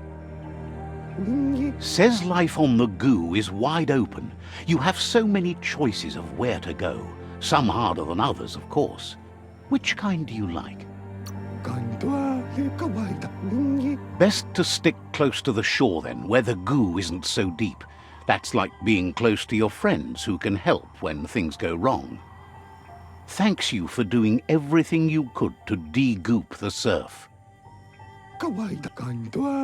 Thinks the Myriad made a good match with you. You're both like sunshine on the surf. Never seen any brighter. Shine on. But hey, back to the goo. Knows yesterday is already gone. It's what you do today and tomorrow that'll move you forward. You need to set the past aside, at least for now. He can't leave the Subnautica station, as the pollution has worn down the insulation of his suit, so you must salvage enough scrap to fix up his goo glide, starting with the old wreck box outside. You should return when you've retrieved the scrap. There's no time to waste if you want to make the goo glide strong enough to fight the Porky Puff.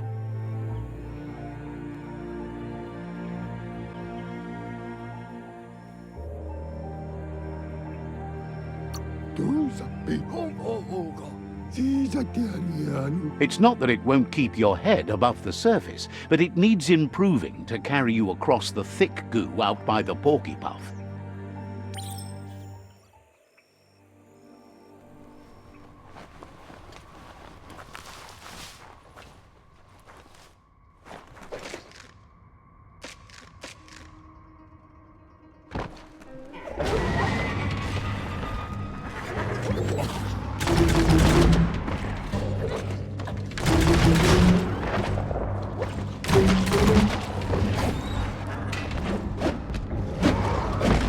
Close encounter.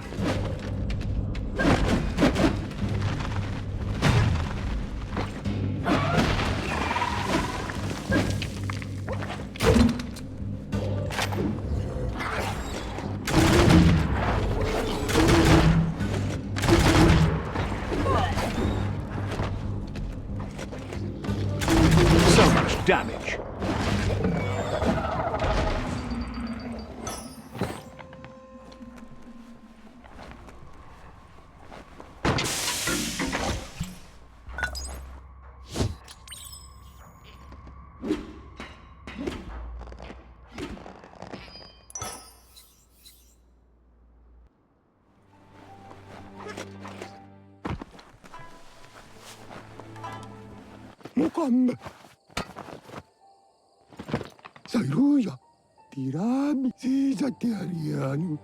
He's got the goo glide functional. You'll have a pull hook and a salvage net, but no armor, and an engine strong enough to break through the thick goo further out.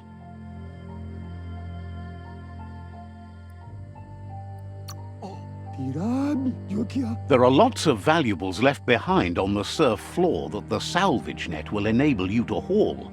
You just need to find the right spots. Goop says Gizmo's devised a cannon for the goo glide, but instead of bullets, it flips quacks, squeaky distractions for the triple attentive Porky Puff, which will give you time to get yourself in position. The best way to find quacks is to talk to Gulp. He has the bearings of the surf archipelago and knows where the quacks like to float. This means you'll have the privilege of visiting Gulp in the Sinky Dink. He'll be able to give you directions to where you'll find quacks.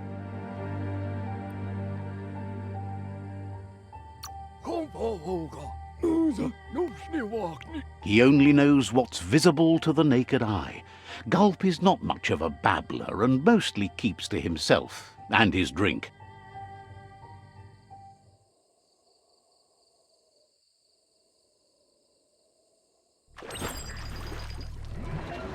Welcome to the Surf Archipelago, where the horizon rests on the surfy goo.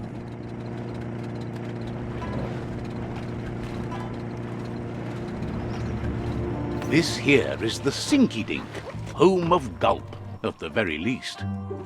Yeah.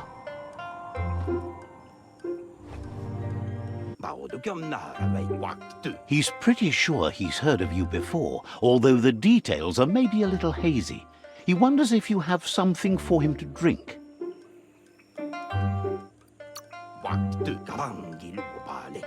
Points out that he's hungry too, but always thirsty for more.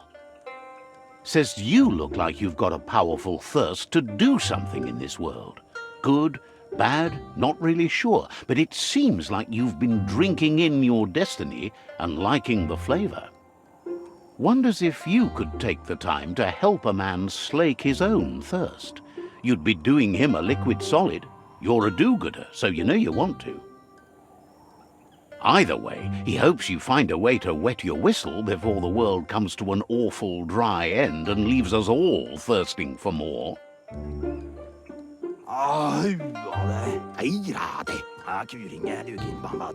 Says life's like a mystery drink. Sometimes it's amazing, and sometimes it's awful. But either way, you can't stop drinking till you're dead.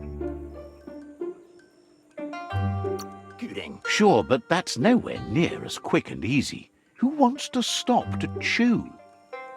Wants to raise a glass to you getting the world fixed up a bit.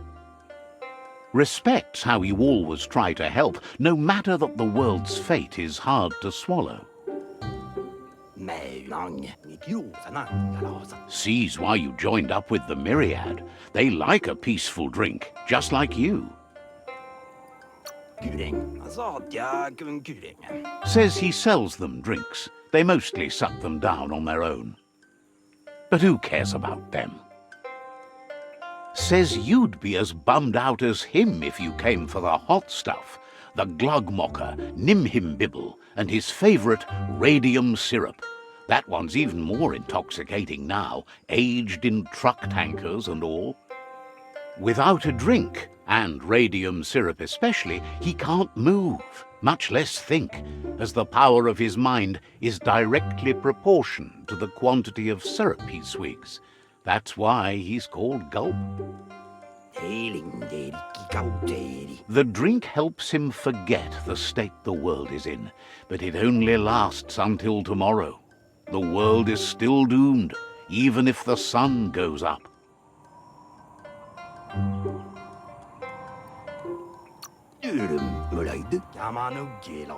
Says that's what gives your internals such a great glow.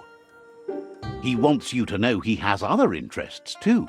He's the Surfipelago's self-proclaimed ornithologist, for example. There are other ways than a cold drink to relieve stress, even in these dark times, and, fortunately for you, he can help.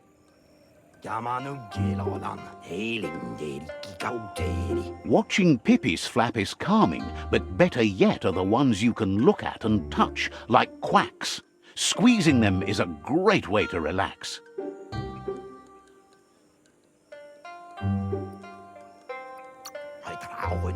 They're better at floating than flapping, so you should be able to net a few without growing yourself a pair of wings.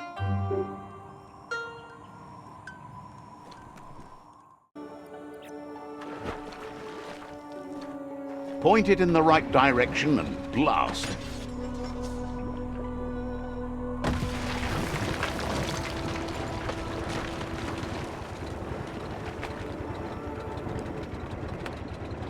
The Quack Hollow, it's just loonly.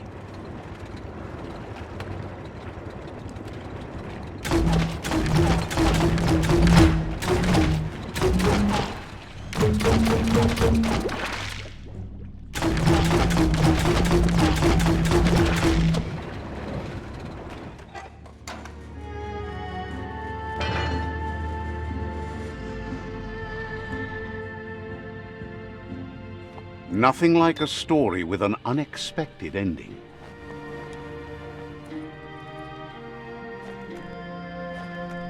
Need a key?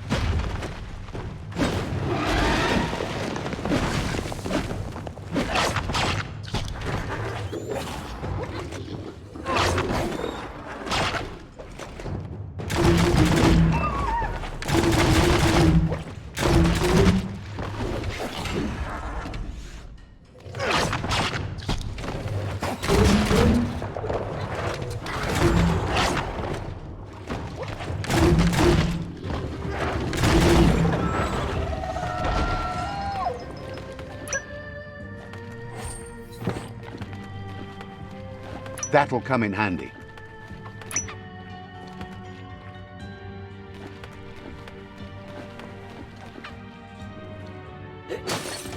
Set Deathmaker to spray.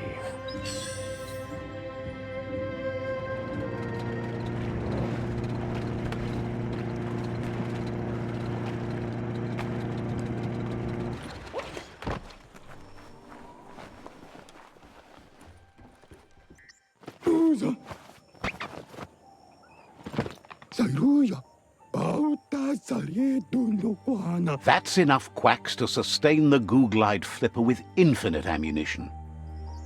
Goop says he was there when the Porky Puff took Out-of-Date's leg, so this World Eater has made it personal.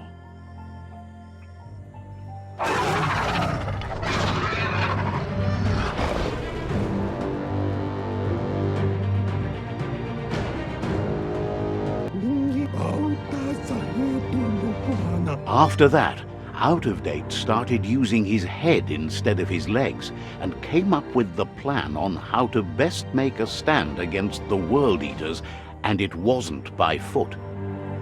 That's how he got tasked with rebuilding the Googlide. He seems happy to talk.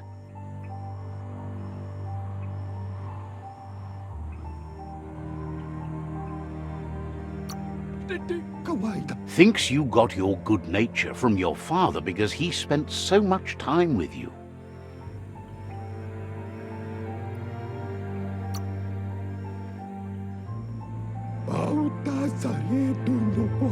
The tree will wither unless you care for it. We'll be around when you return. He seems happy to talk. Didn't have much else to say, so no problem.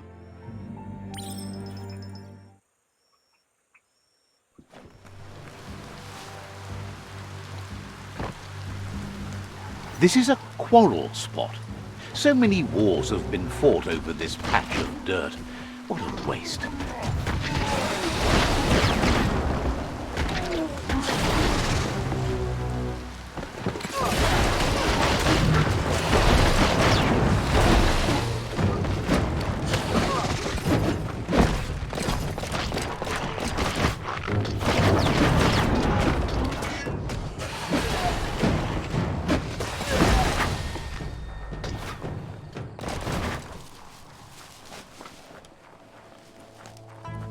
It's a rare sight. Treasure it.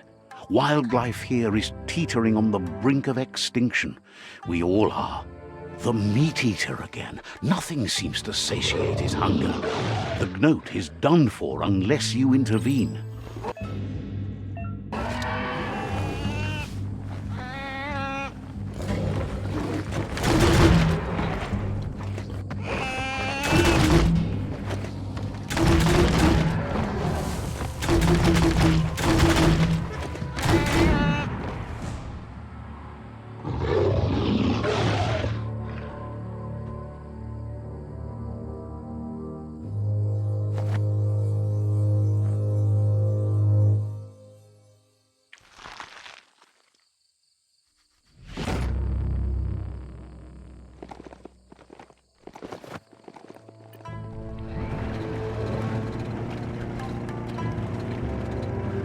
It's the Porky Puff nibbling bug. It took quite a liking to the crunchy stuff after munching down Out-of-Date's leg.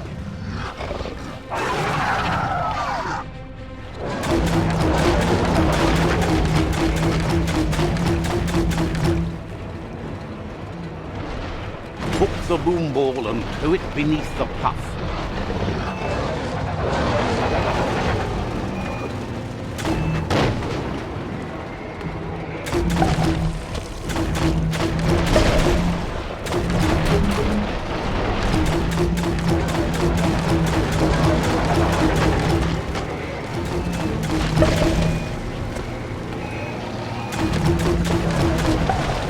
Can you feel it? It's the brisk wind of change. Don't let this opportunity slide.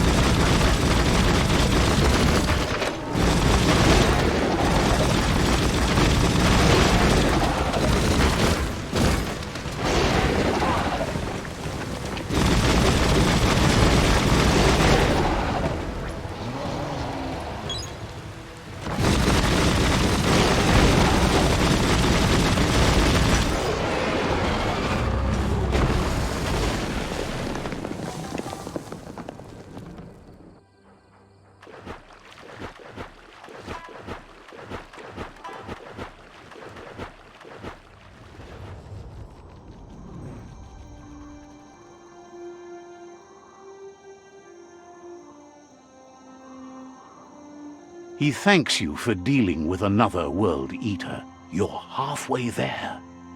He's got word Out of Date spotted LUPA-LUPIN and has a feeling your time has come. He hopes you are up for it. Even though you're good-hearted, you shouldn't miss this opportunity to confront the Predator. Just head back to the foot of the tree. Fingers crossed LUPA-LUPIN will stay put until you're there.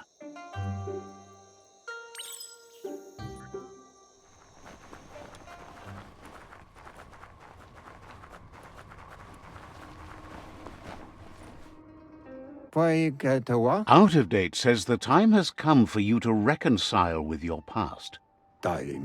LUPA-LUPIN is still staying in the camp where he was brought up.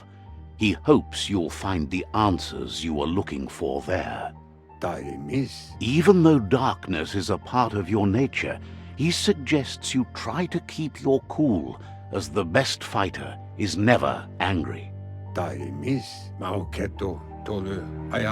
He'll point you in the right direction, but the rest is up to you. This part of the journey is one you'll have to do on your own. LUPA-LUPIN's camp has always been there, hidden deep inside the mountains.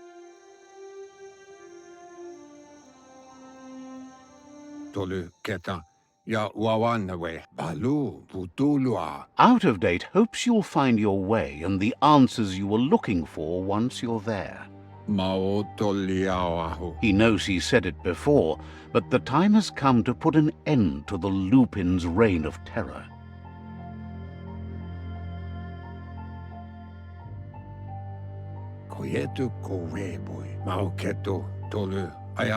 You should get over there. Come face to face with destiny. It's going to be you against the Lupin. No rules. He's happy to help.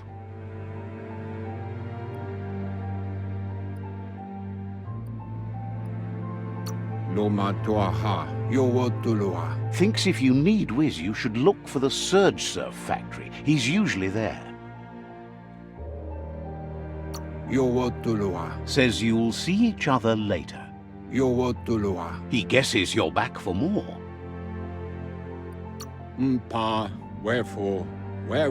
Says you're welcome back.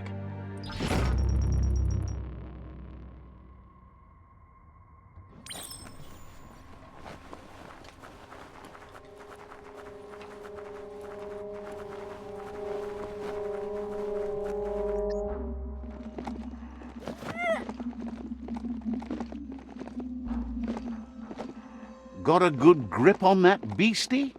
Excellent.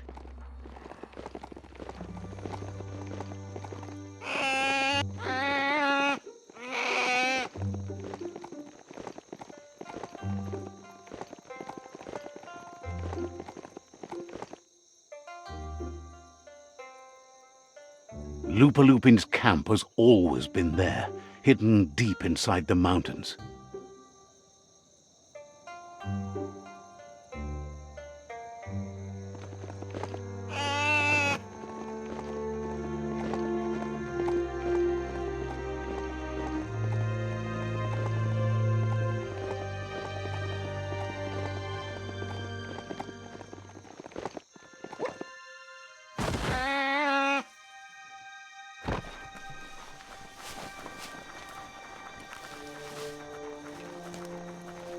Tread carefully here.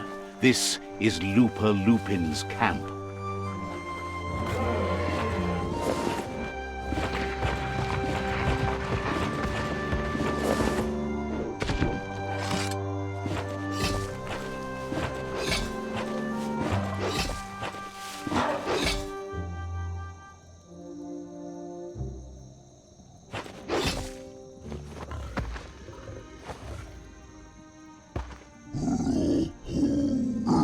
LUPA-LUPIN says he's been looking forward to this moment. He wanted you to come here and see for yourself where it all started. He was so little when your mother and kin came here to put an end to his mother just because she was different, a hunter. That night, the hunter became the hunted, trapped with nowhere to run. He says your mother showed no mercy, only vengeance. He can see that you're not like your mother. There's something different about you. Maybe you would have made a better decision than she did, and let them be. They orphaned him, left him alone, an outcast and a freak. LUPA-LUPIN says he's been reliving the moment every night since then.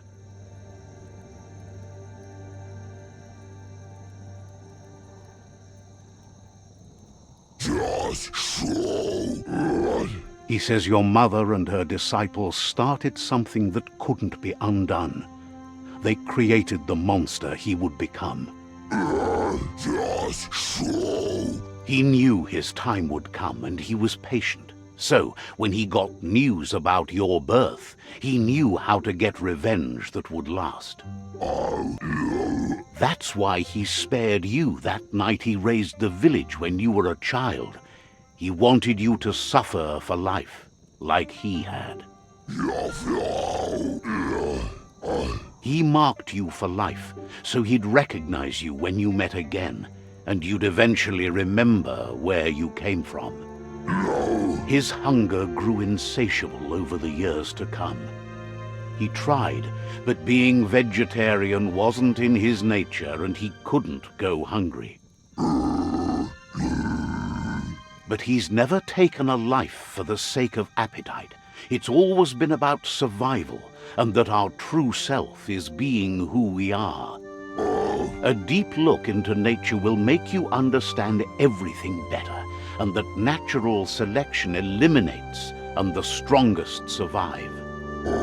Fate is for those too weak to determine their own destiny, and now the time has come for you to accept yours.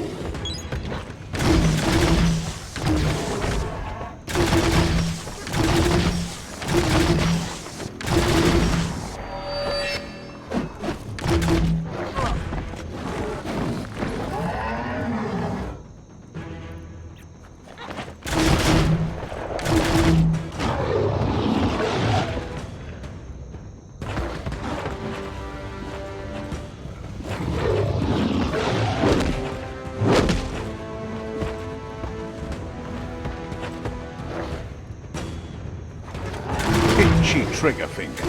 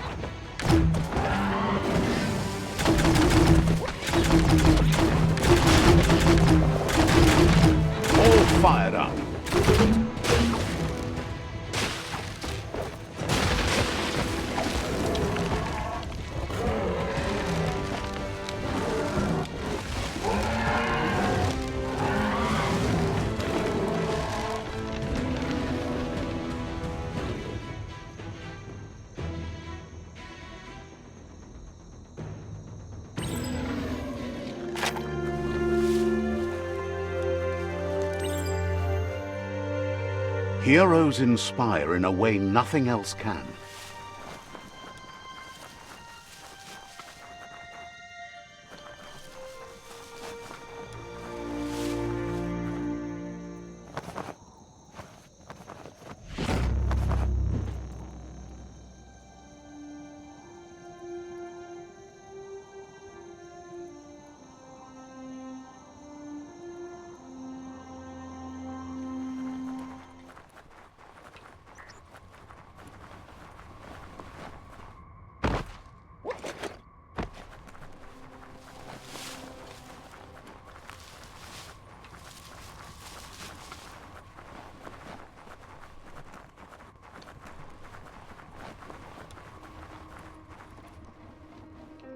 Kim hobe bekuku hifar muk. Out of Date says that from what he's heard, you've been busy.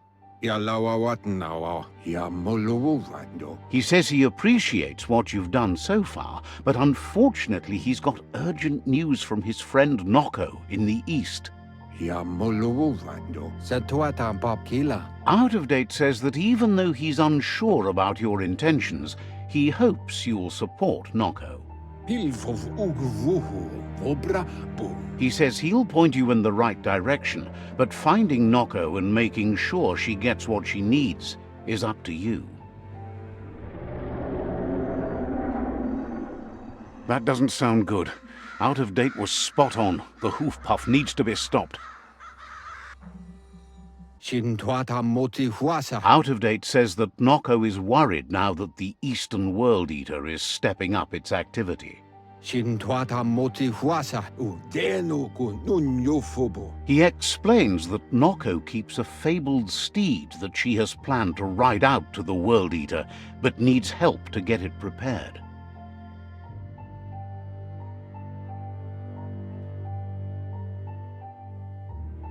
Mauya. Out of Date suggests that you should head east as fast as possible and see what you can do to help. Ayamu aya. He's happy to help. Muk bebuk. Says you should take it easy.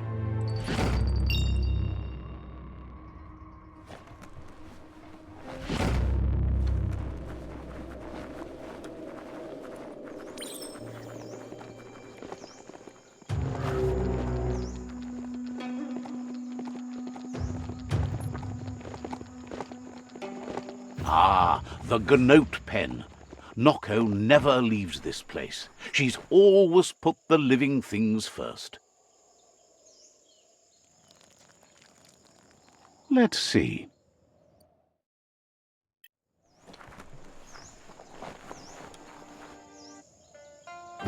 Puri kumbala muma. Taifanama numa. Nooks isn't an easy language, but at least it's manageable. She says she is so happy to see you again. Minalagi mamuru. Pendrina senama. She wonders if you remember her. She's Noko. She let you ride her Majut when you were a kid. Minalagi mamuru. Noko remembers you used to chase around with so much energy and is glad to see you haven't lost any of that spark. Kamonu. But that's all long gone now, though. Memories show us where we've been, not where we're going.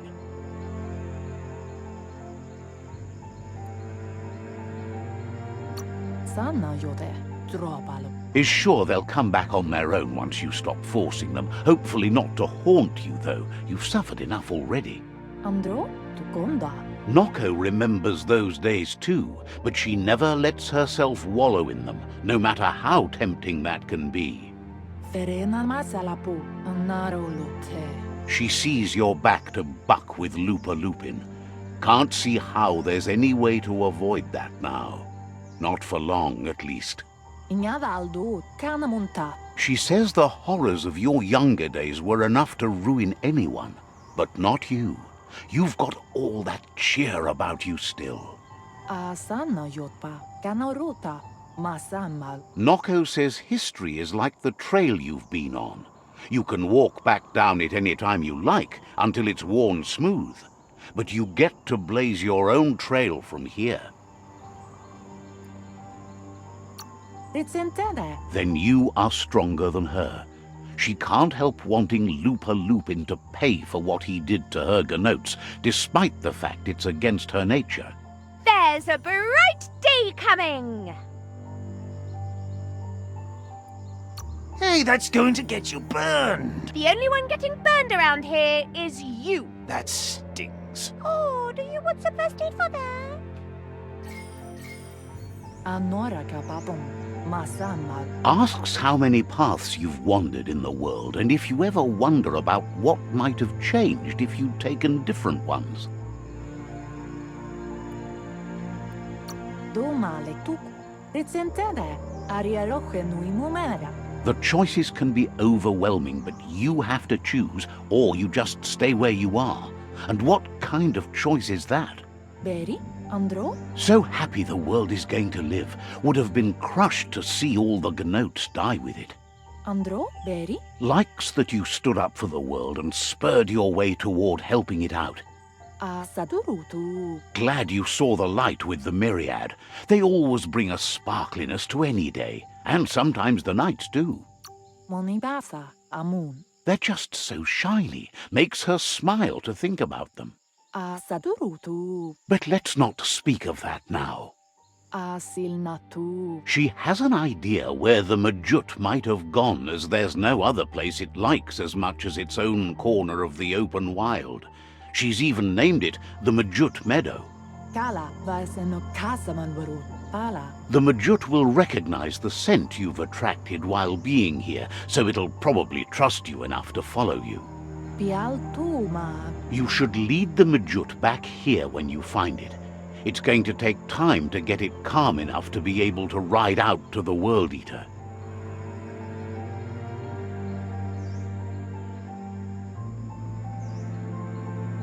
Pialtuma. Domale tuk. She's sad that something as wild as the hoof puff can't be tamed, but has to come to terms with the fact that you need to stop it.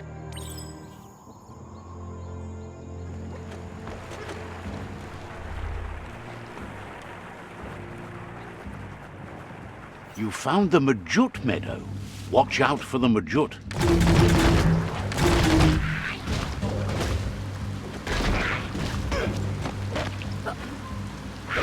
Festering.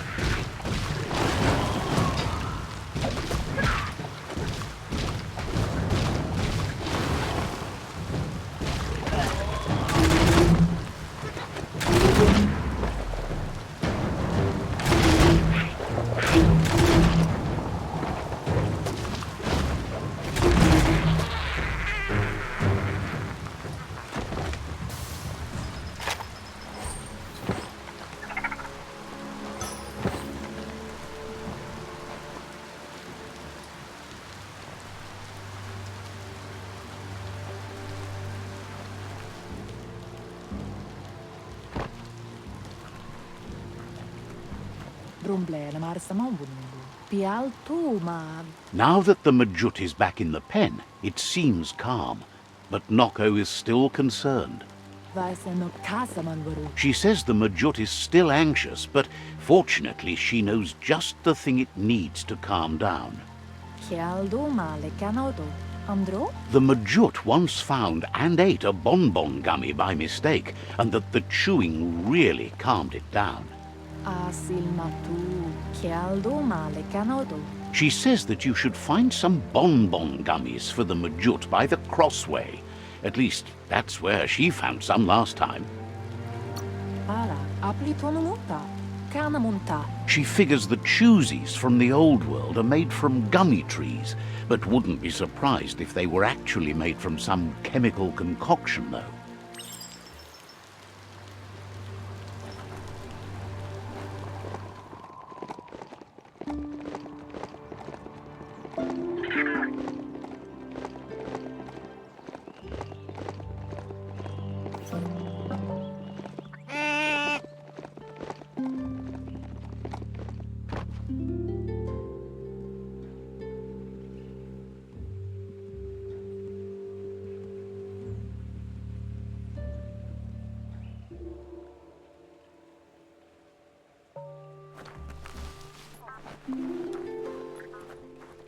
That's a pling-plong booth from the bygone, back when you needed to cable words via buzzwire instead of airwaving them.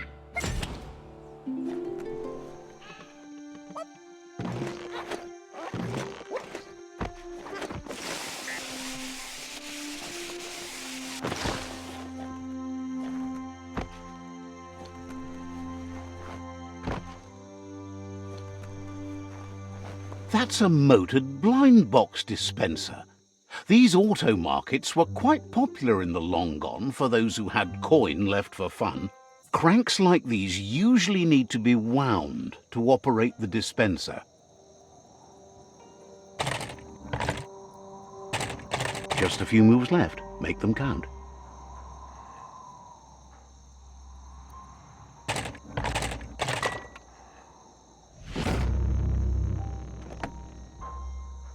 What you see is what you get, once it's out of the blind box, that is. You shouldn't be surprised if you stumble on more. Flick the switches in order to greenlight the current and activate the electrons in the panel.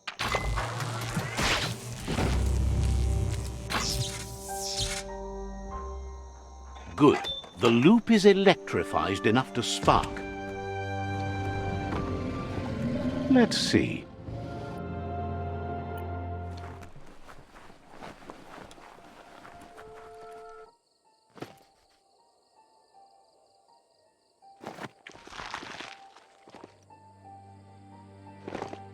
With its attention diverted to the chewy bonbon gummy, the Majut calms down.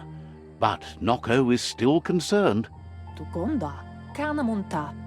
She's relieved the Majut has calmed down, but you'll need a heavier sit-tight to ride it than the one she's got. The only sit-tight she can think of that would be heavy enough is one she's spotted mounted on an old-world mecha-Majut.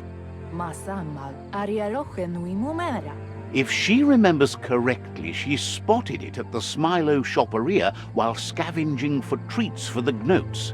That's not... Seems the old world had plenty to offer, and all in one place for those obsessed with material things. Almost too much, if you ask her.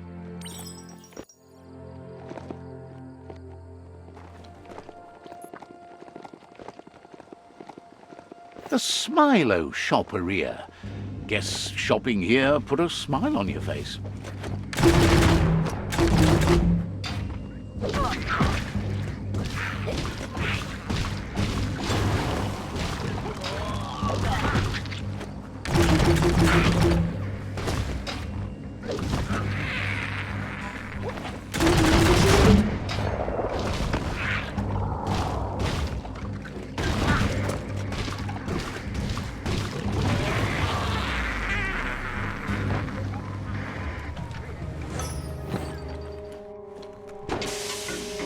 Strange not having the sky above.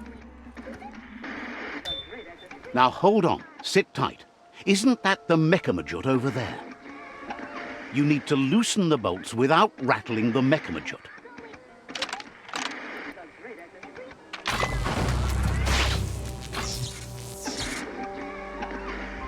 That's it. The sit-tight is loose. Time to stop horsing around and get the sit-tight back to Noko.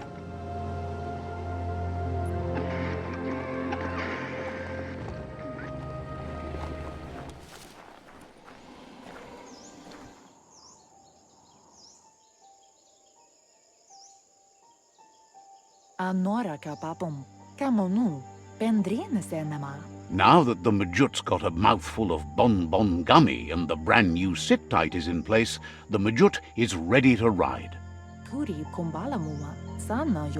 Noko's been training another fantabulous little critter that'll hopefully become a distraction for the hoof puff when you confront it. She's called them glitter moths, and the best way to find them is to go talk to Mito. She's asked him to keep them somewhere safe. You'll find Mito at Bright Light. He's a light-headed fellow, but hopefully he'll remember where he stored the moths.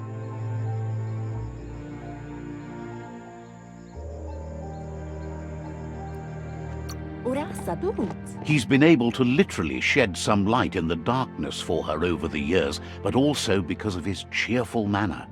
Pola kudo. Noko is always willing to help.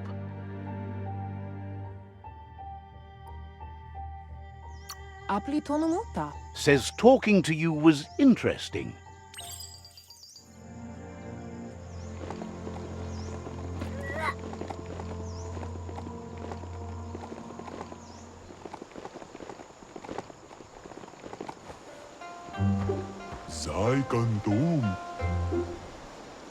This place is called Brightlight. Mito lives close by. Let's get that mount moving while the getting is good. Let's see.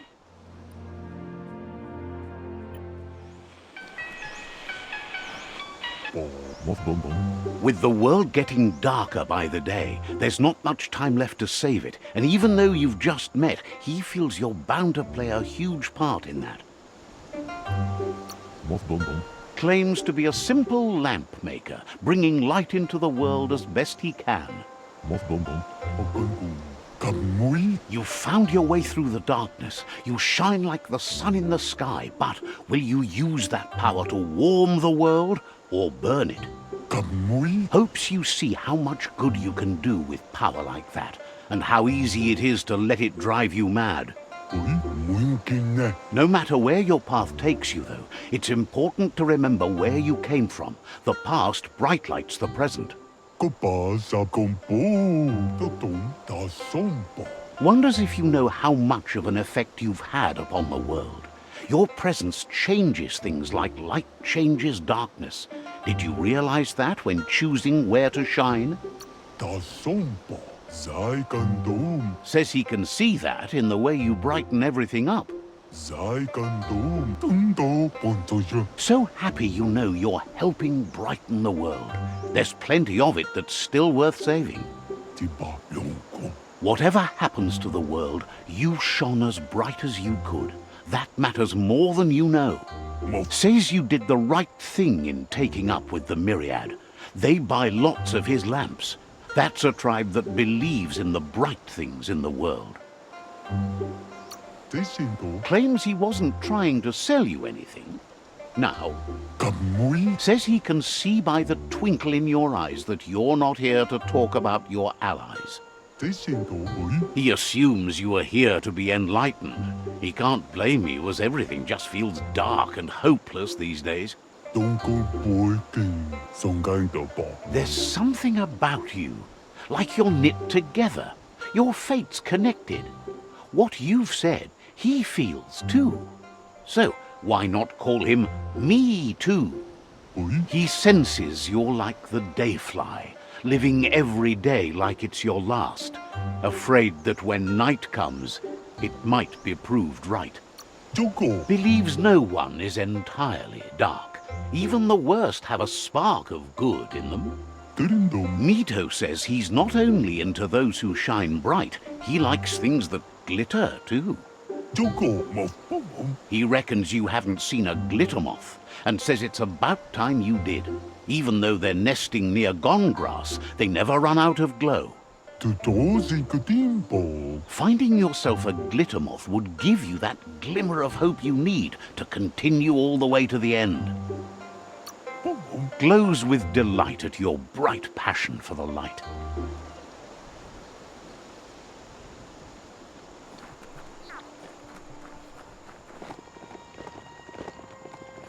They used to call this a thoroughfare. Look at all those old homes. You can make something from that.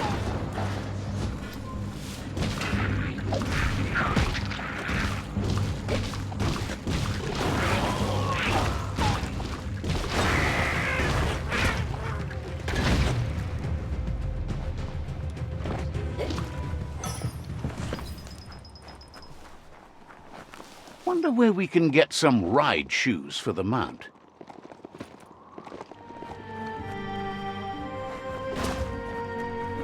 If a story is about you, care for it.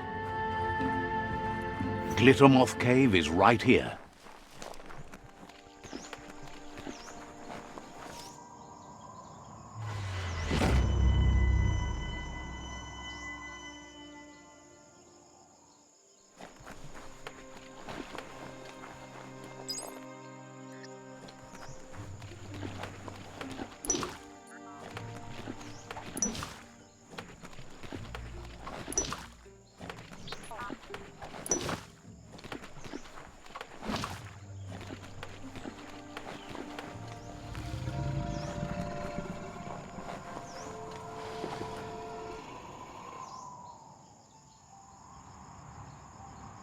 Inadab sunka, That's enough glitter moths to make her plan work.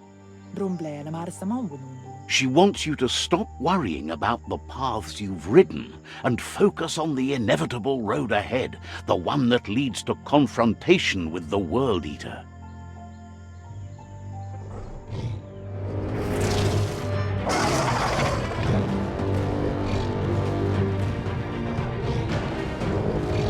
Asama jota The hoof puff is evidence of the duality of evolution, utterly beautiful and grotesque at the same time.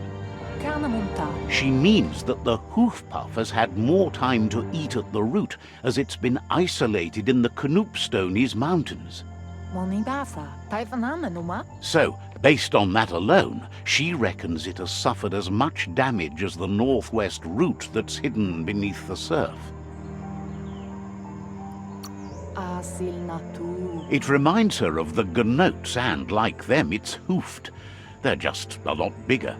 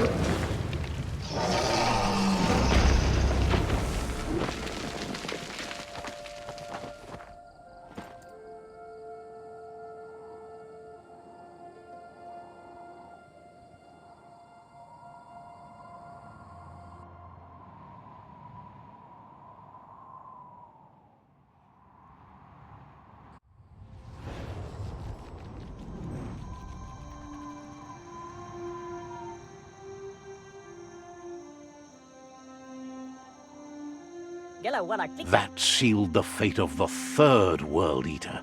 Just one more to go. Out of Date asked to see you again to congratulate you and let you in on the final phases of his plan.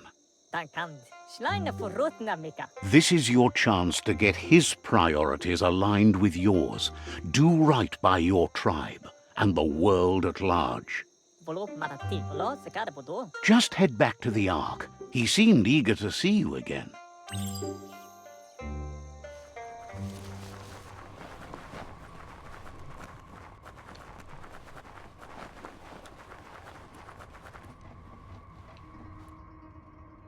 Ja lawawatnawa. Pilfov ugvuhu vobra boom.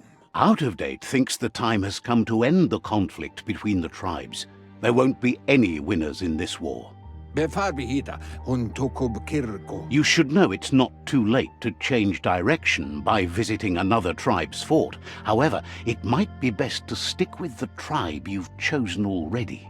Mauketo tul atto iamanau. He believes it'll take someone with a light perspective and key to counterbalance the Sifu's energy in the end. Valu alu hero. Regardless of the outcome, you need to play your part and conclude the conquest. It'll be over soon.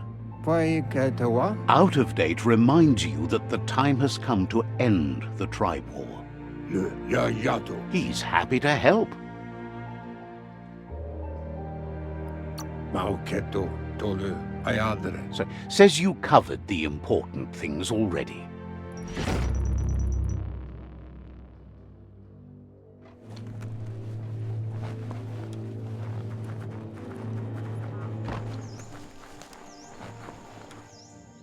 Asil natu. She wonders if the rumors she's heard about you finding the Ark are true.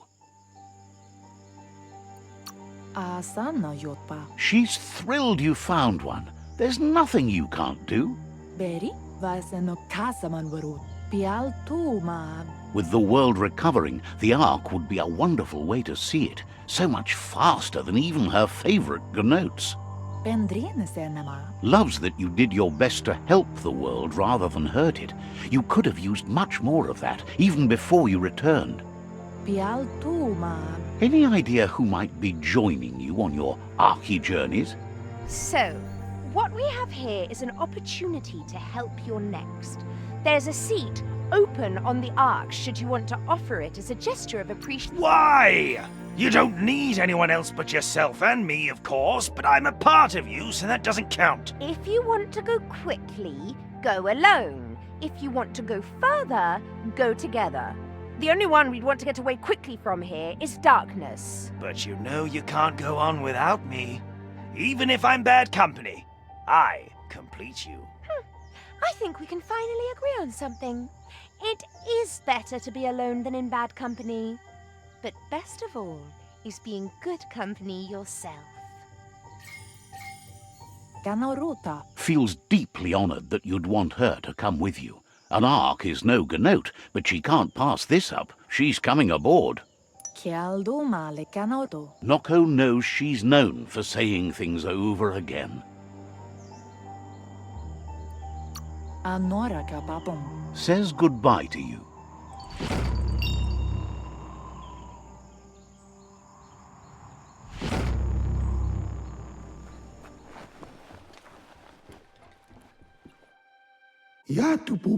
Got word you found the greatest glider of all, an Ark, and it's all good to go.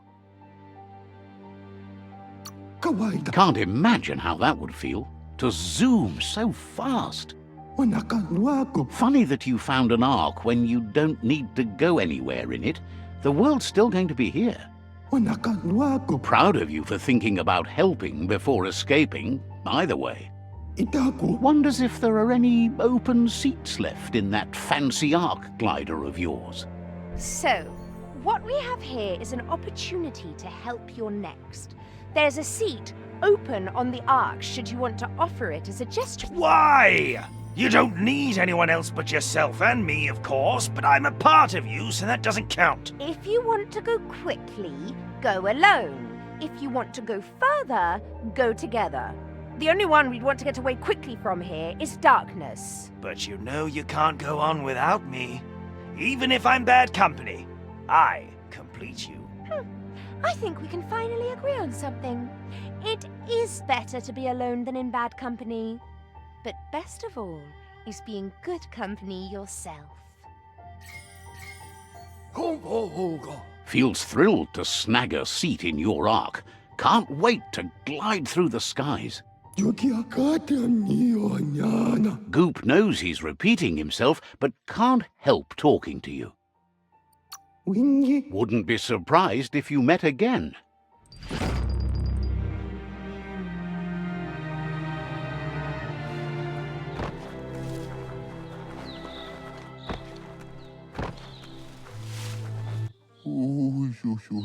Toyota. Says they've been waiting for you to help them liberate the outpost. You daldalit. Wojciechon plastiwo. Just keep going while you can and don't stop until all outposts are under your control. Tatuta. Says scouts spotted a moth nest close to the outpost. If you destroy that, the moths should infest the place, looking for a new home. You no butu tsaka. That's the idea. If everything works out as planned, the moths should cause a buzzing tumult.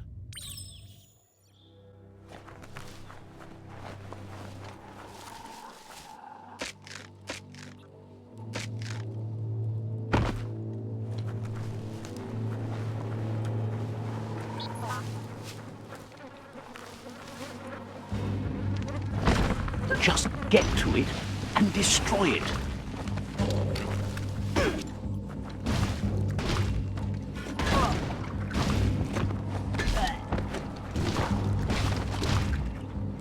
Vomitized.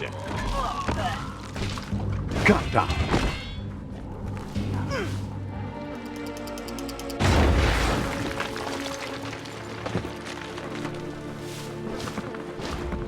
Nice work. No more moth's nest. There go the moths toward the outpost. They're good and mad. The outpost belongs to your tribe now.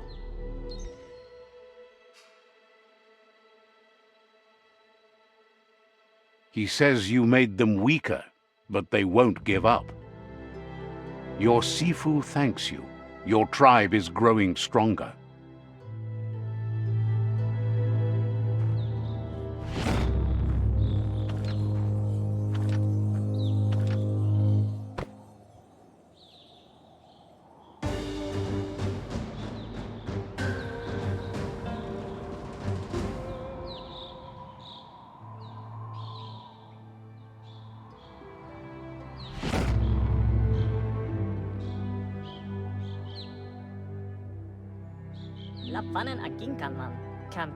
He says you did a great job capturing the rival's second outpost. You've earned the privilege of wearing the tribe's colors. Believes you'll make them all proud, too.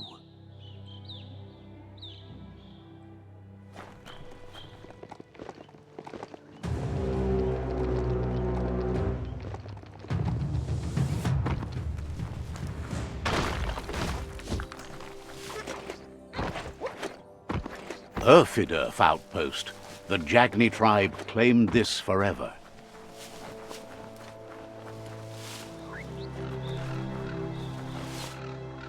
There's the tyrant who runs this outpost.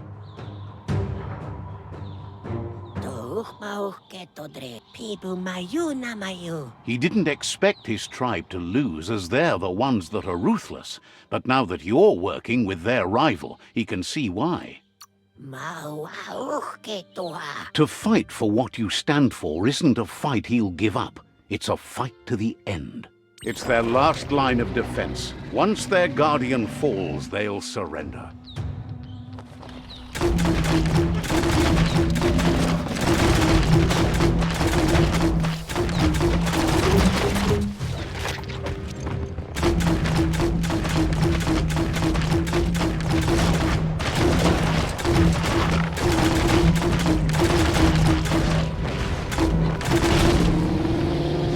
The outpost belongs to your tribe now.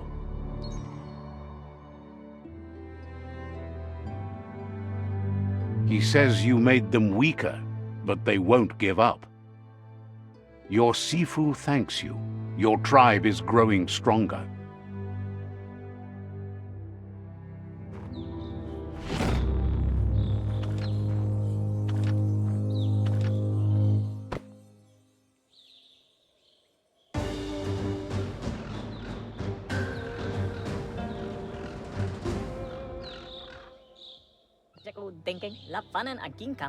thinks you did a great job capturing the rival's third outpost, and they all hope you can lead them to peace.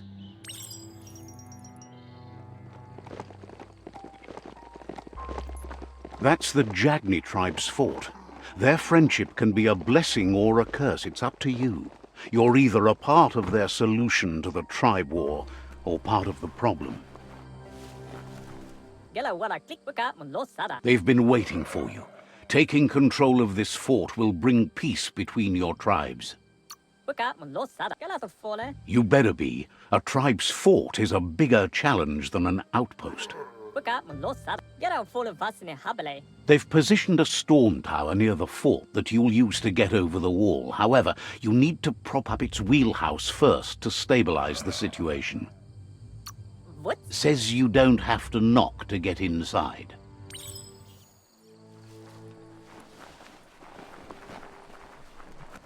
Yeah, the future is in your hands, so take care of it.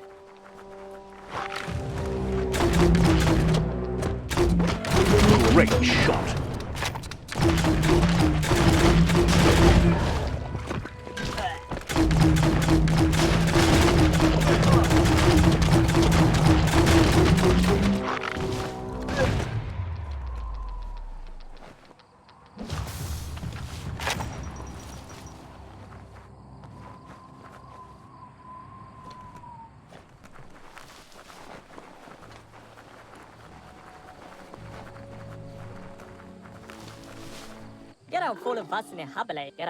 It's time to set the rival tribe free. Inflict as little damage as possible as you make your way through to their Sifu. You need to unite the tribes and save the Tree of Life to truly become free.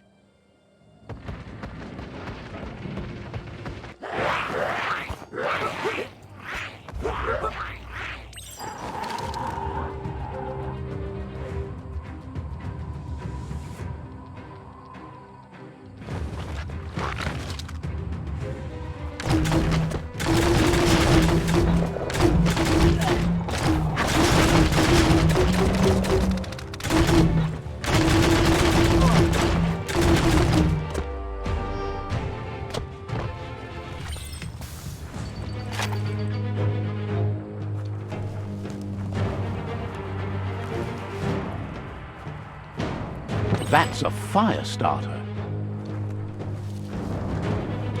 The dry grass looks like it would ignite easily. You just need to create a spark to light a fire. It burns brighter than the light.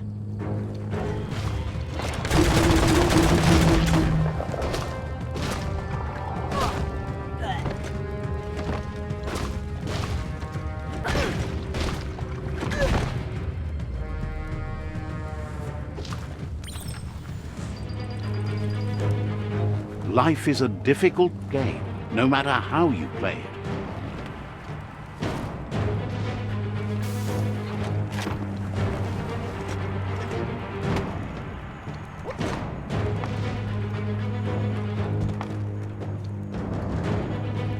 That's a pyro sizzler right there.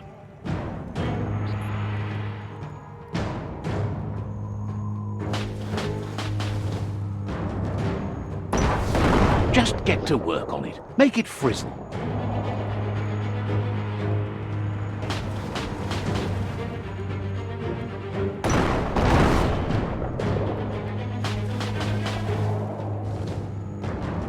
Nice crackle.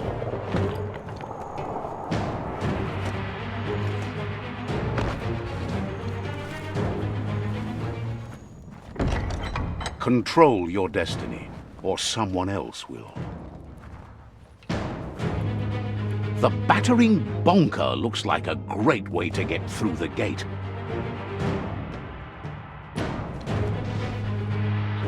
Bet you just need to knock and it'll open up. That's bonkers.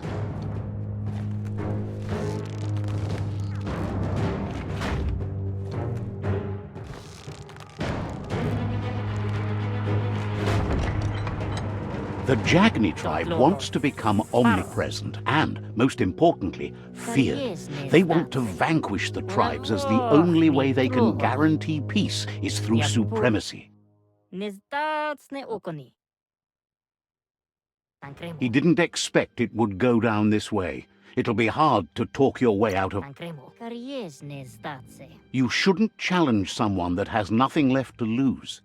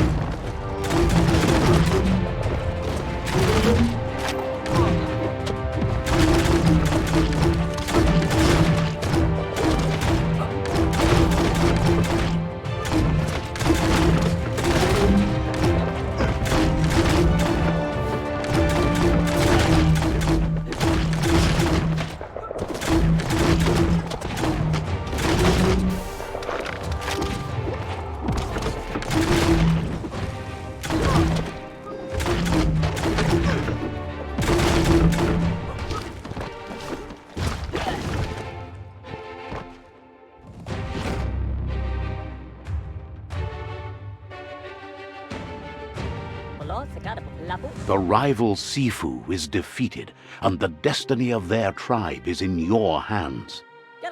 You are free to choose their fate, but not free from the consequences of your choice.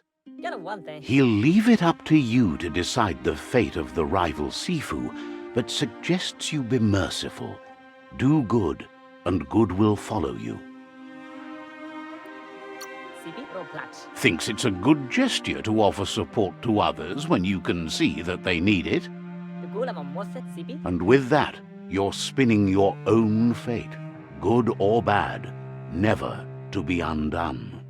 Side by side they'll stand until order and stability is reinstituted. He wants you to focus. These are the new rival outposts your tribe needs to take control of.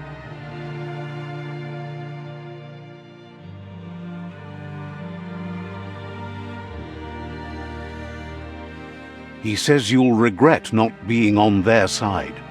The only way you'll learn their secrets, WUNG-FU and the tribe weapon now, is if you defeat him. And that will never happen. Your Sifu is pleased. You're one step closer to uniting the tribes. It's a pity you needed to use force to get the point across. But he's still concerned about the fate of the world. Believes the war you wage is based on the principle that if you win, the end will justify the means. He says you've grown so much stronger than when you first met. You know better than anyone that the fate of the world is still at stake. You need a world where everyone is guided only by their conscience. The fate of the world depends on the triumph of good. The tree of life still stands, and it's up to you to make sure it does so to the end.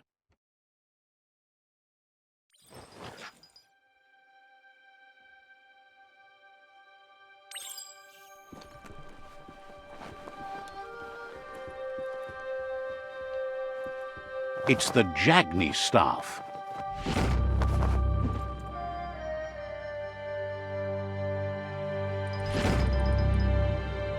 There are tough times ahead, no matter where you go.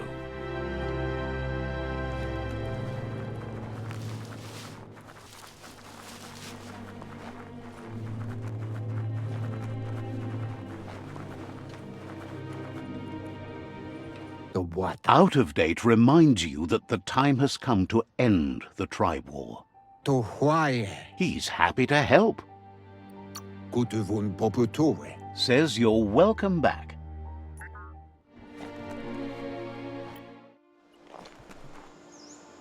There's the sovereign who runs this outpost.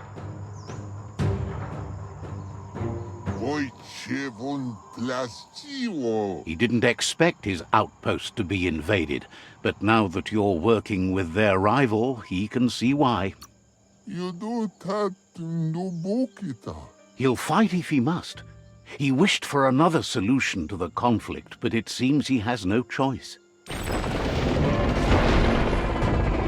It's their last line of defense. Once their guardian falls, they'll surrender.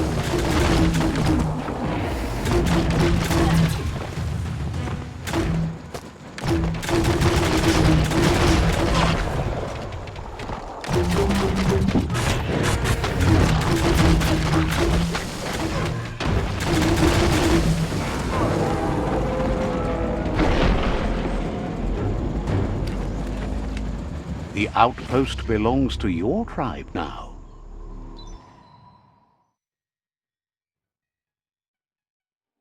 He says you made them weaker, but they won't give up. Your Sifu thanks you. Your tribe is growing stronger.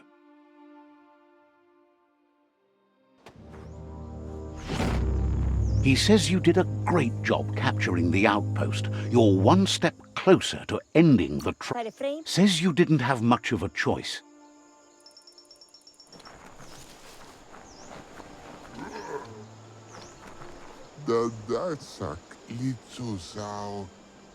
Says it's time to set the outpost free. Inflict as little damage as possible as you make your way through to the rival captain. If you can, you should try to convince the captain to give up the outpost and join your cause.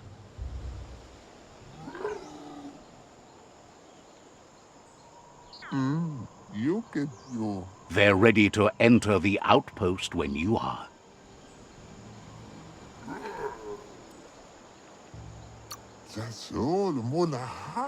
Every step you take towards your end goal will bring you closer to a better world.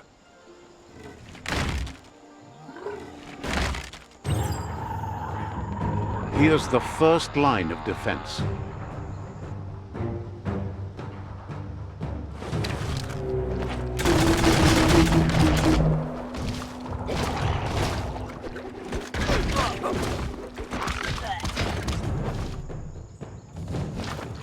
That's a bomb lobber.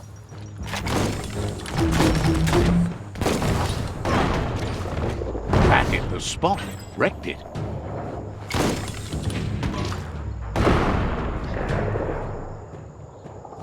A barrel shoot. Smack it to get a barrel out of it, then hit it toward the gate and blast it.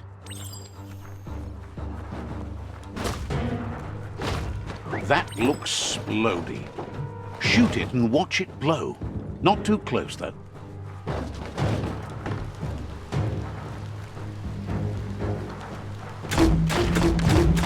Kaboom! You're in. Keep going.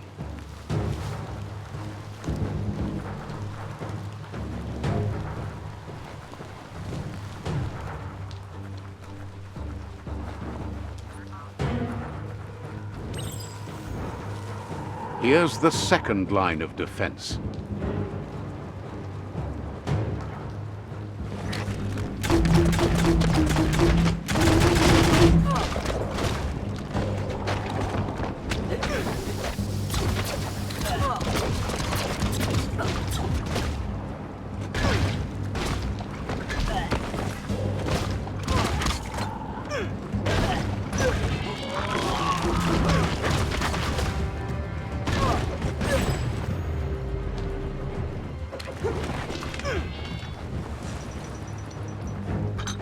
It's smoldering already.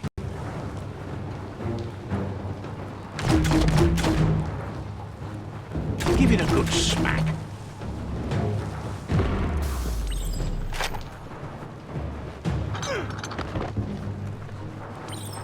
Give it a good smack.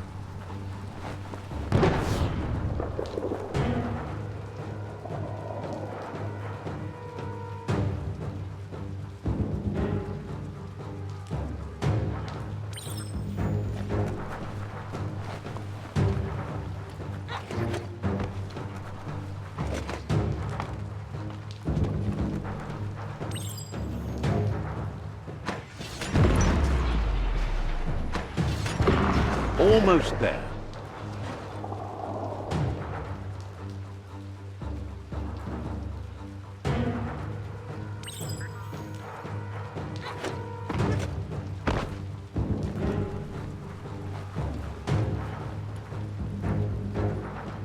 The outpost belongs to your tribe now.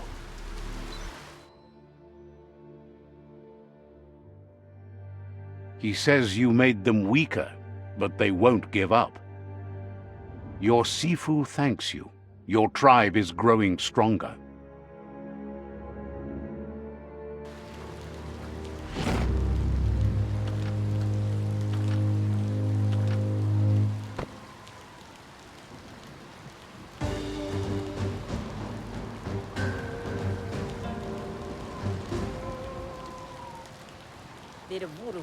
He says you did a great job capturing the outpost. You're one step closer to ending the tribe war.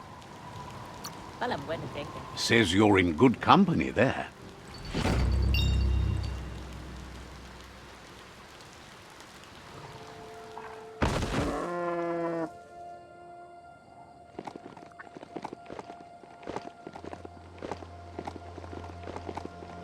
You made it to Cromlet. Pretty sure they have a thingamajig broker here.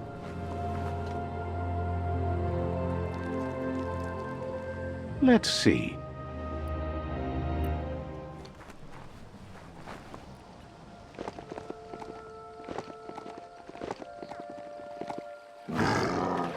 No time to graze, let's go. You found a crossway. Now, which way to go?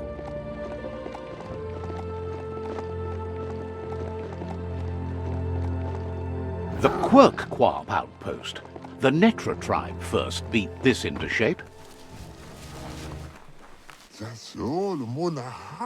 Says they've been waiting for you to help them liberate the outpost. Just keep going while you can and don't stop until all outposts are under your control. There is a high boom team ready to help with taking over that outpost, but it seems their arc shooter is busted. Seems happy to hear the arc shooter will be dropping high booms down on the outpost quick-like.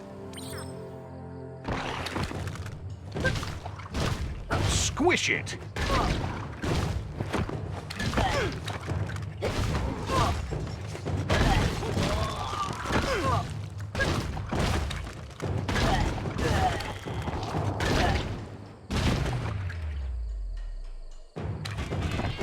No matter how high the mountains get, the sky... Get up there and get fixing! Just a few moves left. Make them count.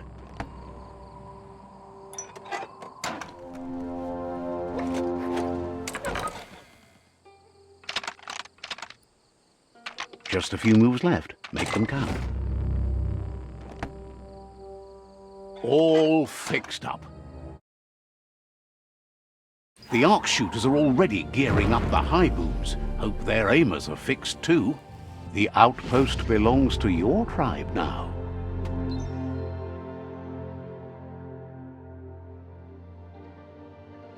He says you made them weaker, but they won't give up. Your Sifu thanks you. Your tribe is growing stronger.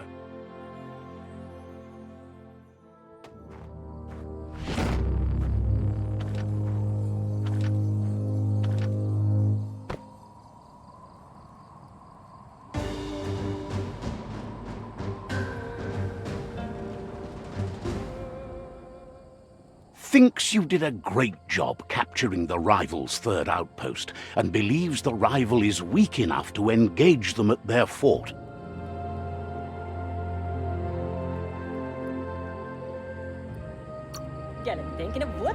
They all hope you can lead them to peace.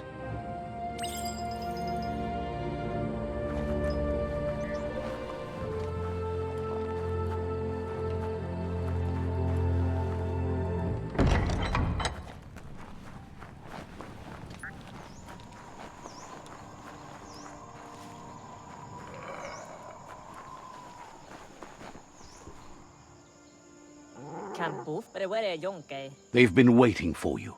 Taking control of this fort will bring peace between your tribes.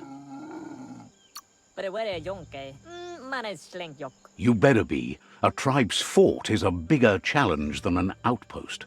Palam wendenke. The plan is to fling you over the wall with a sling lobber. However, he wants you to secure a hard hat first should anything go wrong. Derigenken alle te ban. It's better you go and find one for yourself. It can't be too much trouble, though. It's one size fits all.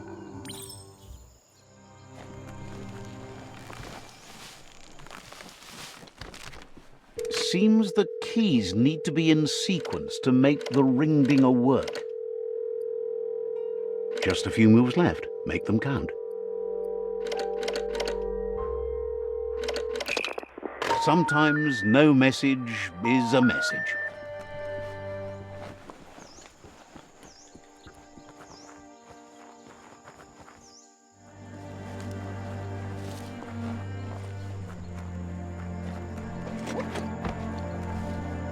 What? Palam wendenke. It's time to set the rival tribe free. Inflict as little damage as possible as you make your way through to their sifu. Clarifies that rigging the odds in your favor in preparation of the rival's fort is one thing, but collateral damage is another.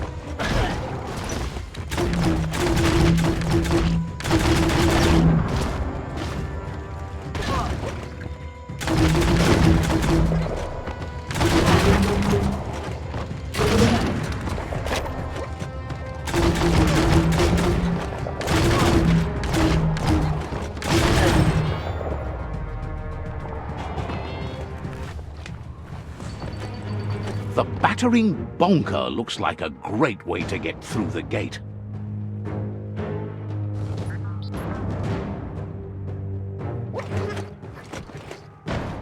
Bet you just need to knock and it'll open up? That's bonkers.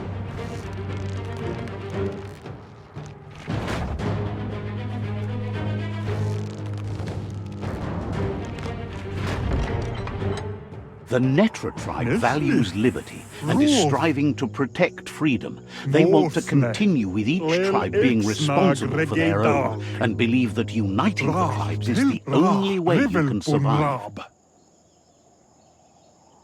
He was hoping it wouldn't end this way. There's no reason to fight instead of uniting. It would be fighting over nothing.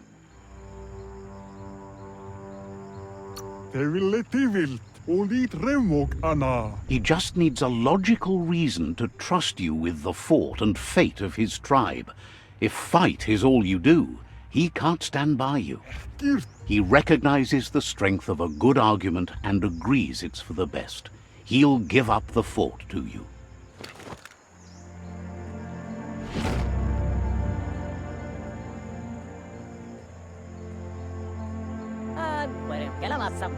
The rival Sifu is defeated, and the destiny of their tribe is in your hands.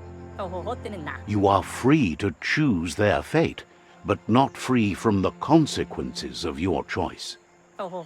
He'll leave it up to you to decide the fate of the rival Sifu, but suggests you be merciful. Thinks it's a good gesture to offer support to others when you can see that they need it. And with that, you're spinning your own fate, good or bad, never to be undone. Side by side they'll stand until order and stability is reinstituted. He's gotten news that the other tribes have realized there are no winners in this war. There's no purpose in antagonism. All three of them believe your tribe has grown strong enough to unite them. It's clear your efforts have been successful. There's light at the end of the tunnel. The tribes are tired of war and will remember the one who brought them peace, whether you decide it'll be now or later. So, do you want to end the war now or continue the crusade?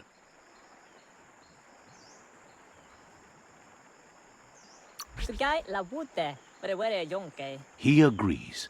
Better save your energy for something meaningful.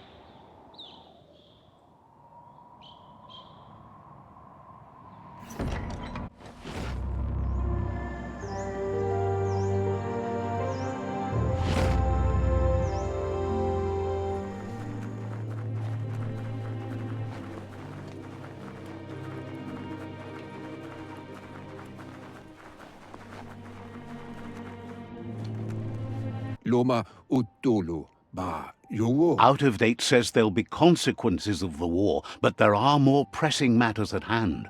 Ugambun ang ugagad yebromo wufu. The last World Eater has been left undisturbed with the tree while you focused on the war. Mayami nuekek ujbar no barke. He thought someone with your light perspective and key would have had different priorities and faced the World Eaters before resolving the tribe war. Befarbihita hun tukub kirko apamofubak. Regardless, Out of Date is grateful the tribe war is over. Koyetu koreboy. Out of Date understands the road has been rough, but you already know what's left to end this journey, and it'll be tough. Koyetu koreboy. Tuluya vuto lula. You're the only one that's strong enough to face the last World Eater. Wungbubu tubuko. The future depends on someone with a light perspective to give the world a chance to survive. Paikatawa. Only time will tell what the future holds, and if it will bring a lasting peace for those that make it to the end.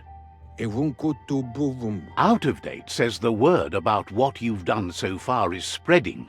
The tribes haven't lost hope yet. Yalawa watnawa baluwutulua. He appreciates what you've done so far, but unfortunately he's had urgent news from his friend Wiz in the northwest. The water. He's unsure about your intentions, but hopes you'll support Wiz. Koyevun. Tuvunbunun. He says he'll point you in the right direction, but finding Wiz and making sure he gets what he needs is up to you. That doesn't sound good. Out of Date's hunch is real. The Merc Puff is up next. Koyevun. Tuvunbunun. Baluwutulua. Out of Date says that Wiz is worried now that the Northwest World Eater is stepping up its activity. Kotuvun ko kunvunkunu. He explains that Wiz is working on an undersurf vessel in order to get to the World Eater, but needs help to get it done.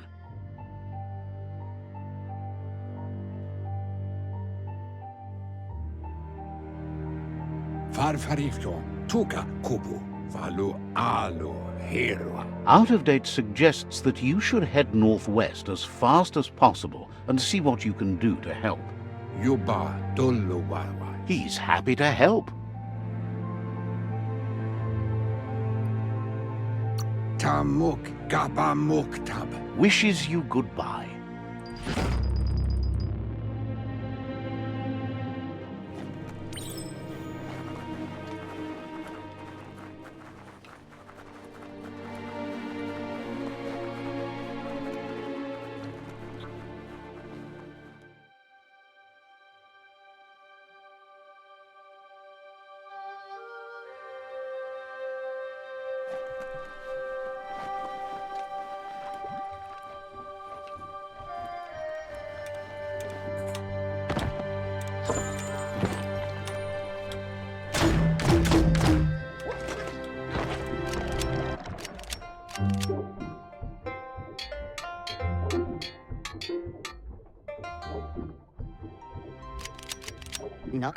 Wuz isn't easy on the tongue, but I think he says he's happy to see a friendly face. Not too many of those around these days. Says it's good to see you again. He's Wiz. You might remember him from the old days when he let you try his octopod? Wiz remembers you were such a cheery kid, and he's glad to see that light hasn't faded from you, despite the years. But Wiz understands it was a long time ago, and memories get murkier the deeper you go, but says it helps to have friends with you to plumb those depths. They've been here for you since you were a kidling, but when you left, you also chose to distance yourself from everyone that cared for you. Wiz says our memory keeps things for us, preserves them until we are ready to face them again. He knows you've returned to face LUPA-LUPIN, and that confrontation is as inevitable as the tides. He's not surprised that the loss of your family could plunge you into the depths forever, but you've always been able to rise like a bubble to the surface, no matter what. He knows that though the tides of history may push you in one direction, you can always lay your own course.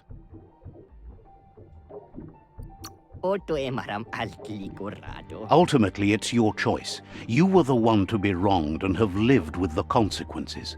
He believes in consequence as it's a direct result of action. That's so bright! Seriously, you like the shine? You just don't want anyone to get a good look at you. Dark is stylish? Lie to yourself all you like, darling.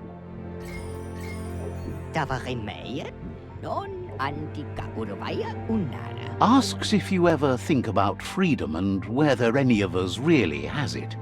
Did you make the decisions that brought you here, or are you just a pawn of fate?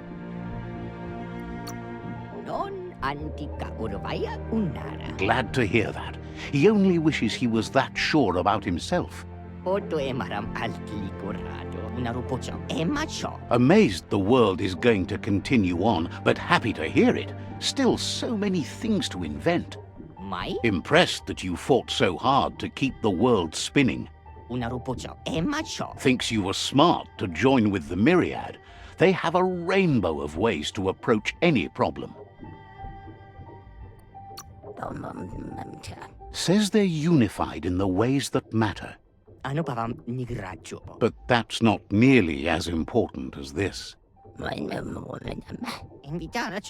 Wiz says that you should let the past dwell in the depths, but there's something else down there too, gnawing at the Tree of Life. He's named it the Merc Puff. This is why he's tinker-tonkering with the octopod. But the lid got stuck, so he needs a big enough tug twister to open it up and let you a-go-in.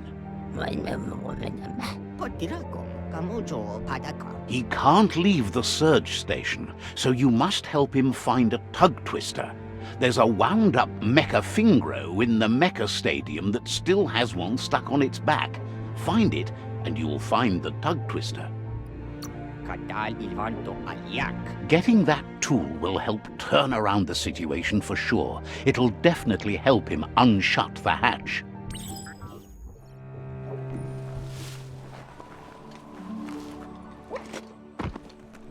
Enjoy the darkness while it lasts. Nothing simple. It's locked. Lockety-locked.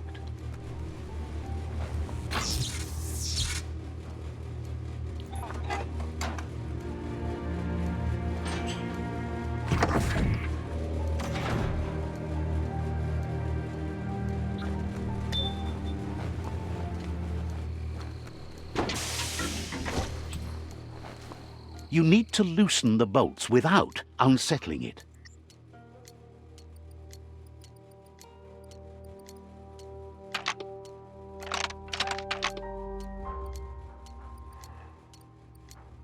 Just a few moves left. Make them count.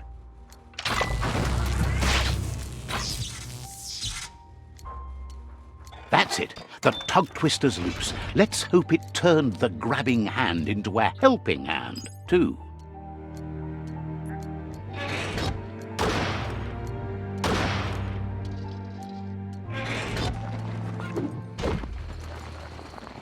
A pause place. Probably cleaned out, but you never know.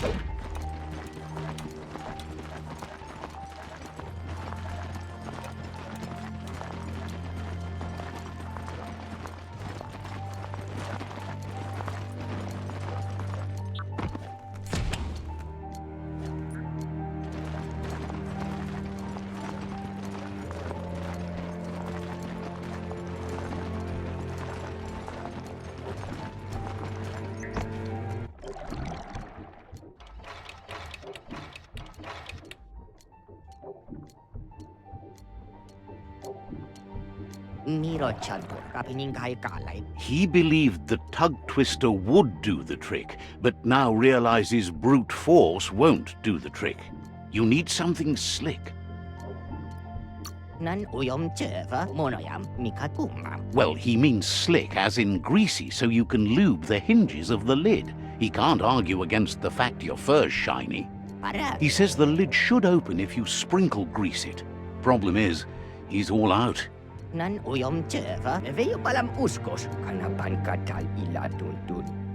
He knows his old friend Choo-Choo always keeps his grease sprinklers well filled.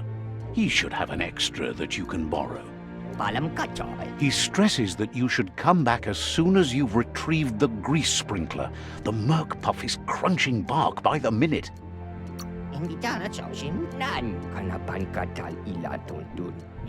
Wants you to think of it as a black tar spritzer. The dead zone is full of that slimy black goo. It's good for fuel, but it's also slippy stuff.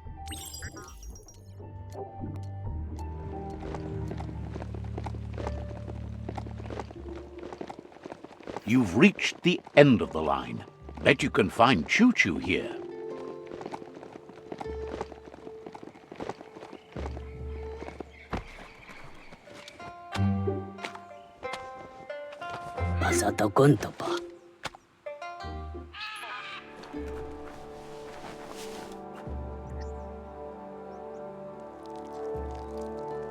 Let's see.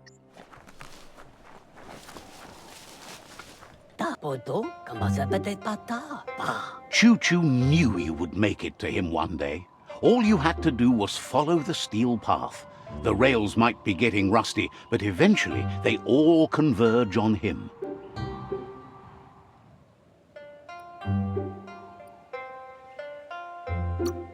Claims rails are like rules. If you follow them the way you're supposed to, everything good in life can roll your way. Says you followed the rails to where you need to be, but tracks have switches in them too. The question is then, will you keep on the same track, or look for a way to hit that switch? You seem like you're on the right track already. He just hopes you don't get sidetracked onto a darker path. Whichever way you go, he wants you to know that the rails never steer you wrong. Stick to them, and they always bring you right to where you're meant to be. Wants to know if you've ever regretted taking one track in life instead of another. If you could go back, would you switch tracks or keep chugging along the one you're on? Likes your sureness, the way you keep at it like a chug-chug with no way to reverse. Seems like the world came out of its rut and is chugging toward higher ground again. Can't thank you enough for hitting the brakes and working to turn the world chug around. But let's not get derailed. Says he's surprised to see anyone this far out, but sometimes the wrong train does take you to the right station. As you can see, he didn't plan to make a stop here, but now that he had to, he's really happy to see you. He says his name is Choo-Choo. He's been off track since the world started dying, but he's trained his mind to stay positive regardless of the situation. Thinks that's fine, but there's no path in this world that's not been already made. He's convinced the tracks are like the paths our lives take, and you must deal with the outcome, even if you didn't lay them yourself. This time, though, he was sidetracked and needs a new wing nut to get back on track. Wing nuts are easy to find, as they're fitted on any in-front chugger-chugger out there. The challenge is taking them off, so he's happy you're here to do it for him.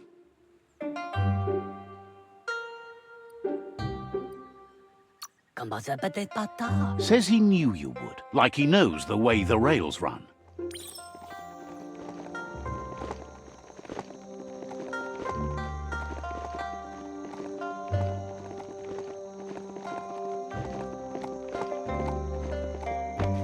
The wing nut chug tunnel. It goes on forever.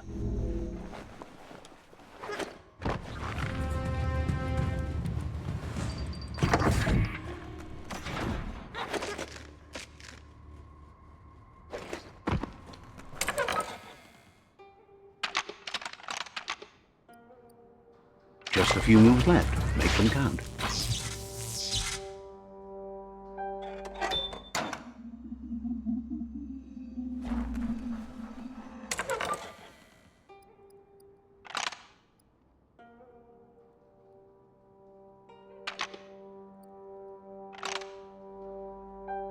Just a few moves left. Make them count.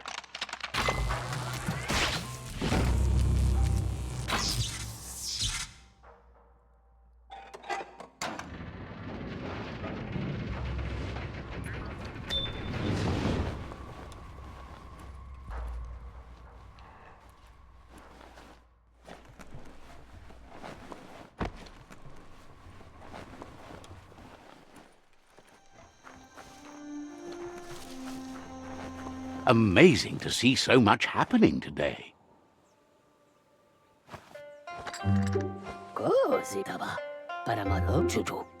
Choo-Choo says he knew you'd come through.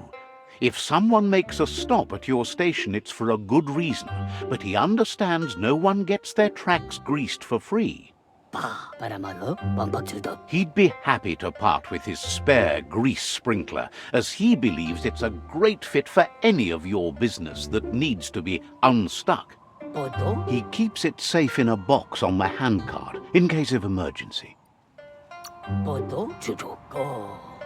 It's on the cart. He wants to keep it close by.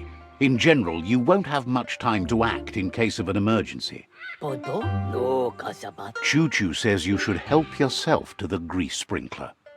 It's a versatile tool from the bygone, a last of its kind, so don't let it go to waste.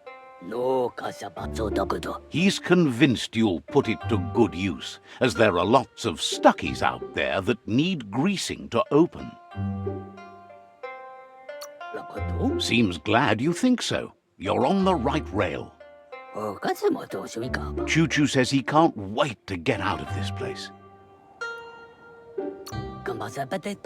Understands completely.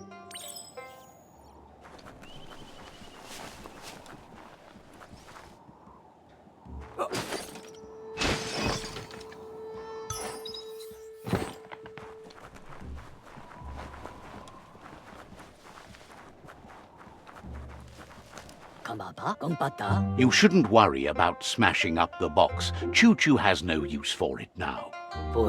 Choo-Choo says he feels strongly about helping his next, just like you did for him. He's convinced there was a bigger reason you met, Sometimes the wrong train will take you to the right place. He believes you've got what it takes to make a difference. He's witnessed it himself.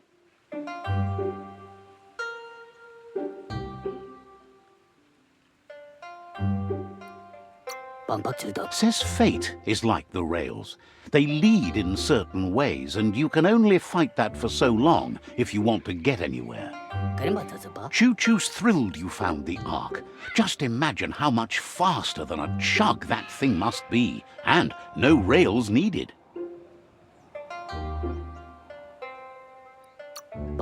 Needs no rails, no roads, nothing but air. The world's on the mend, so no need to leave it. But just think of all the places the Ark could take you. Says he's happy to see the Ark in your hands. Knows you'll go great places with it and do some good. Wonders who you might call aboard the Ark with you. So, what we have here is an opportunity to help your next. There's a seat open on the Ark should you want to offer it as a gesture of appreciation.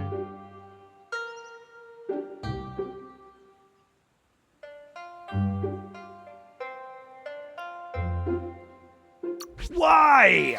You don't need anyone else but yourself and me, of course, but I'm a part of you, so that doesn't count. If you want to go quickly, go alone. If you want to go further, go together. The only one we'd want to get away quickly from here is darkness. But you know you can't go on without me. Even if I'm bad company, I complete you. I think we can finally agree on something. It is better to be alone than in bad company. But best of all is being good company yourself. After spending a life on the rails, he's eager to ride the skies with you.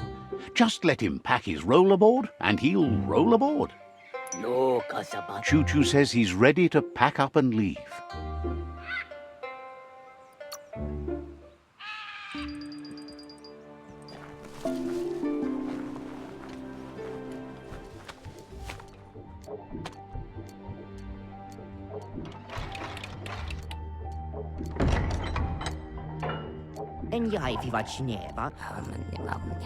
Wiz says that there's no plan to confront the Merkpuff until the octopod is properly armed.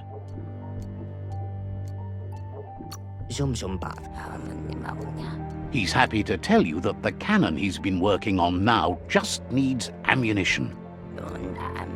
He says his old friend Boom makes all things that go bang.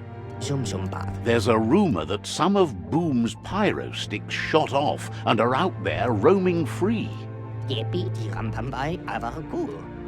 You should keep an eye on the horizon for pyros. If you're fast, you have a shot at catching some of them before they go off.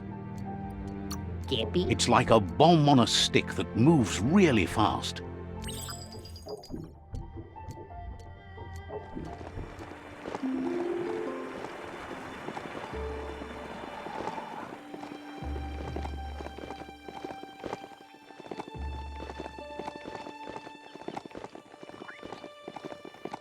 That's a bang plant, where Toxanol used to make all sorts of splody things before it blew up in their faces.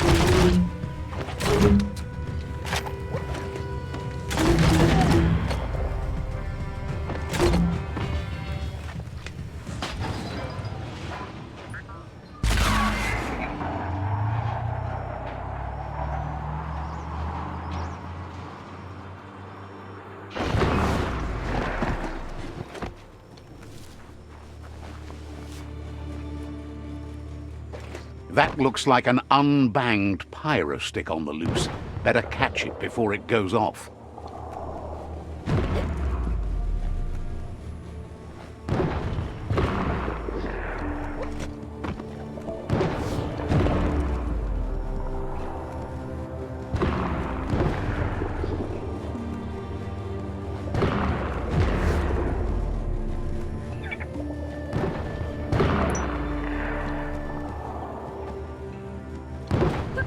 We all share the same destiny, destruction or survival.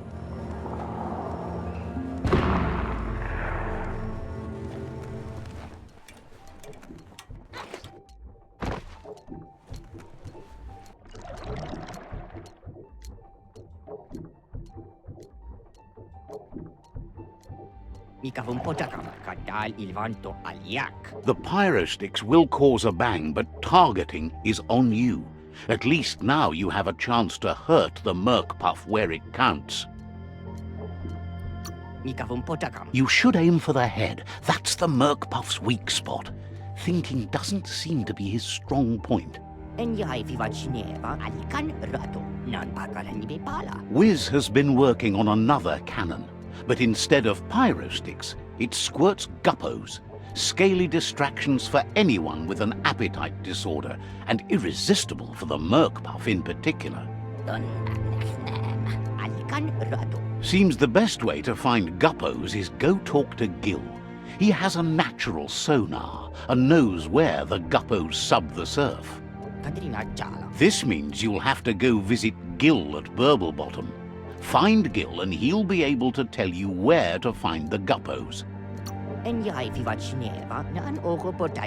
Tells you it's a sort of fish that's able to reproduce really fast, which is a real advantage when you're going for infinite ammunition. Every day is a new chance to fulfill your destiny.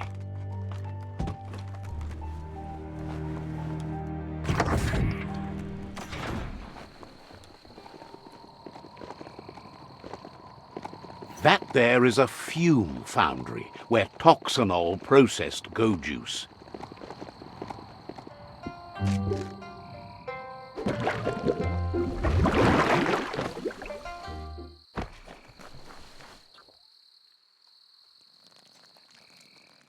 Let's see.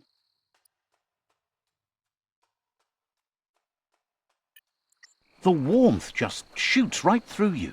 This is Burblebottom, residence of Gil. Happy to finally get to meet you. He's seen a lot of things wash up on his miniature shore, but nothing as exciting as you. Figures it's impossible. As bad as the air might be, the goo is even worse. It must have been upstream only to get to this point in your histo-future. But which way are you going now? With the flow or against? It's crazy hard to flipper against the surf, but you can't save the world if you let it sweep you away. Either way, it's a shame the surf has gotten so nasty. Thinks life is like trying to ride a wave. You need to pick the right one, but you don't really know which one that is until you're on top of it. Better to ride a wave than let the perfect one pass you by.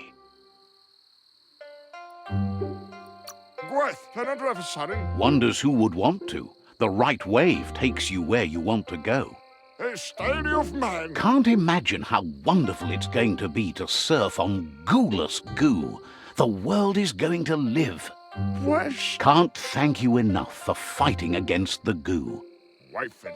Happy you ride alongside the myriad. They bring a real shine to everything they work with.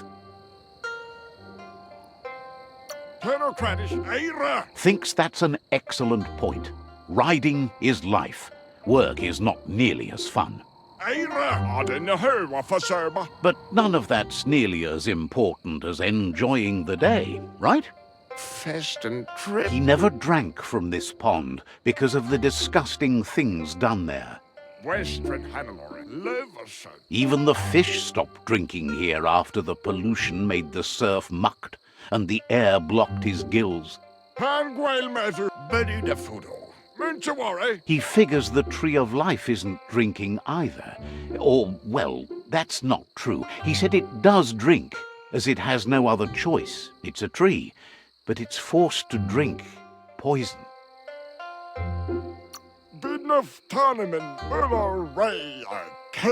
Claims the surf is poison now. Anything that drinks it becomes poison too, including the Tree of Life.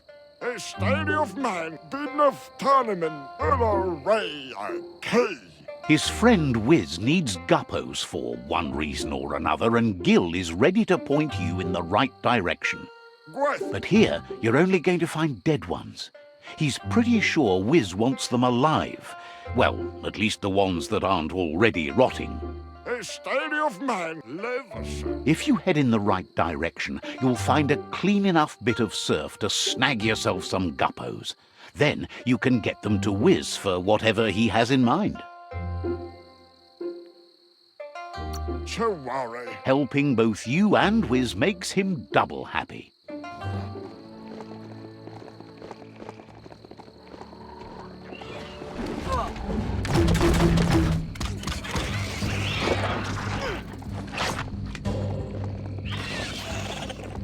This is Guppy Grotto.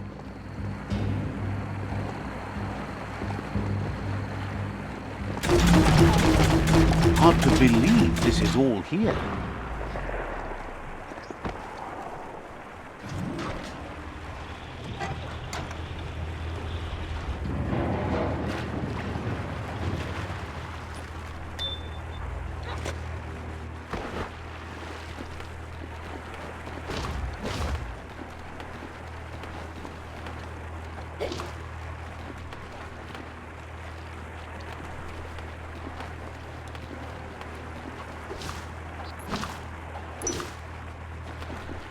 Hold on to that.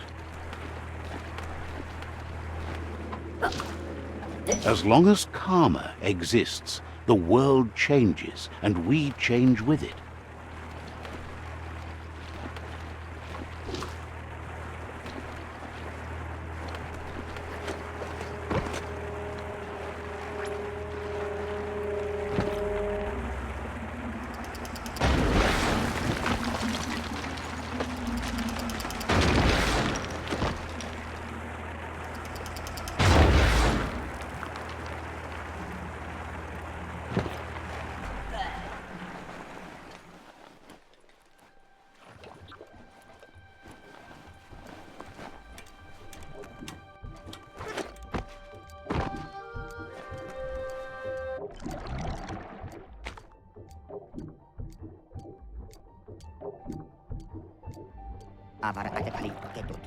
That seems to be enough guppos to provide the octopod with infinite ammunition.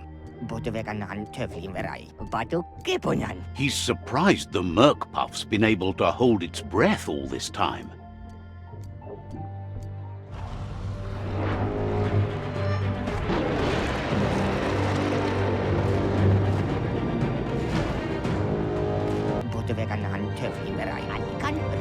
It's just another proof of the evolutionary change caused by Toxanol's contamination. Being undersurf has meant the Merc Puff has been left alone to munch on the root down there undisturbed. This means the northwest route has suffered more damage than the others.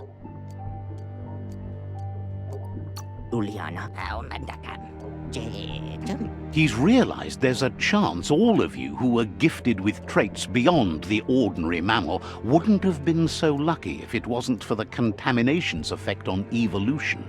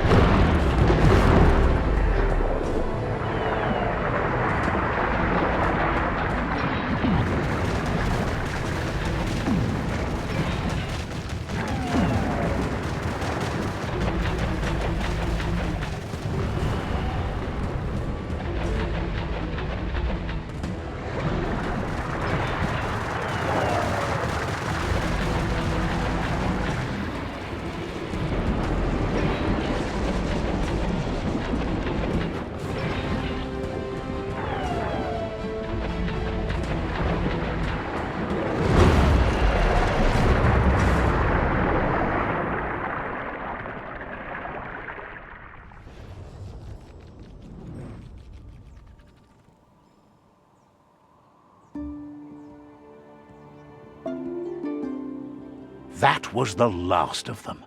You've sealed the fate of the tribe and the tree. It's time for the end game. Buka Molosada. You have your destiny. Follow it all the way back to Out of Date. He never told anyone about what's next, but he's sure it involves you. Polo Sakada Putu. Buka Molosada. Saramoto. Just continue to stay true to yourself and respect others whatever happens. You've become their pride, the guiding light of the tribe. Saramoto. It's time to return to the tree one last time.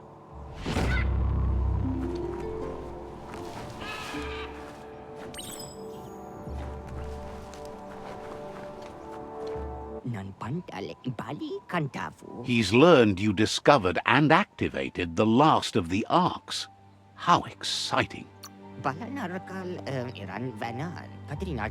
That's the only word that really works for it, he's sure.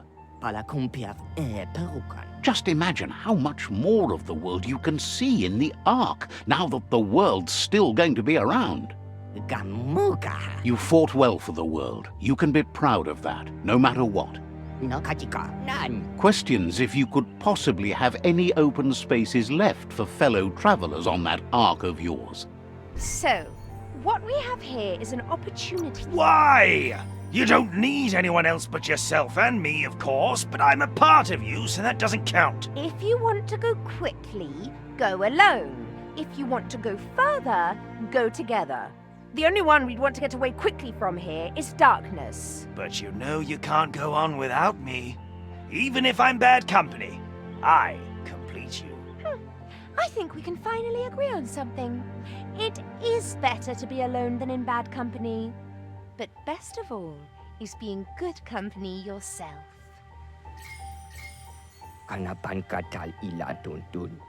Almost can't speak. He's so happy to be joining your voyage, to conquer the skies and everything beyond. Wiz knows it's the same old, but he likes talking to you. Understands you have things to do.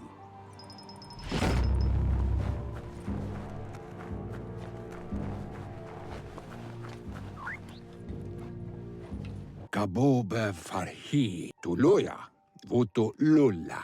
Out of Date says the signs of the end of the world are everywhere. It seems nature is preparing to take revenge. The day of reckoning is coming, and you are invited. He can feel you're approaching the end date. If you haven't decided whom of all like-minded, light-hearted beings you've met have earned a seat on the Ark yet, it's time to do that now.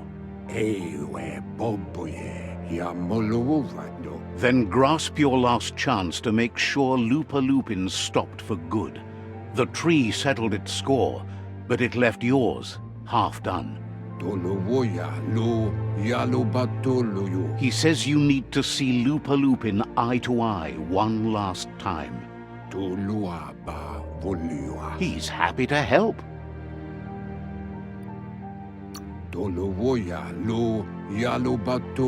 Understands completely.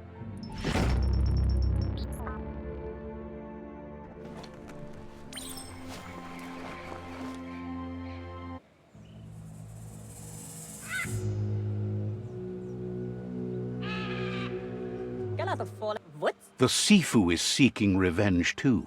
He hasn't forgotten what LUPA-LUPIN did, but he also wants to stop him from attacking his tribe. That the world seems to survive doesn't mean he must. He hopes you agree, even if it goes against your light-hearted nature. There's no room for predators in the world the Myriad tribe is building. But he knows this is your fight. You should handle it. LUPA-LUPIN's own fear was his shackles, not the roots of the tree. It just changed him.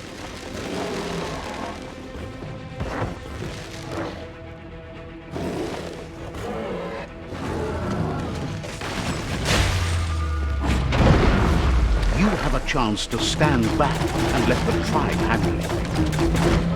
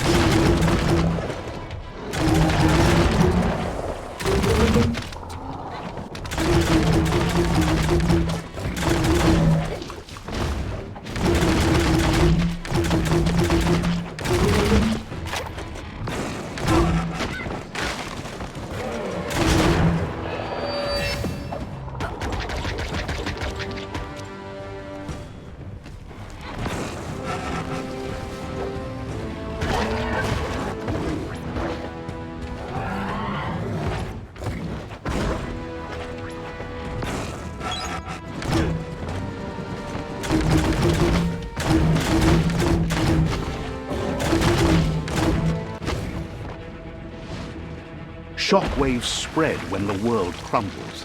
This is not a prophecy, me telling you about the future. It's you shaping it. Here's a vulgar display of power.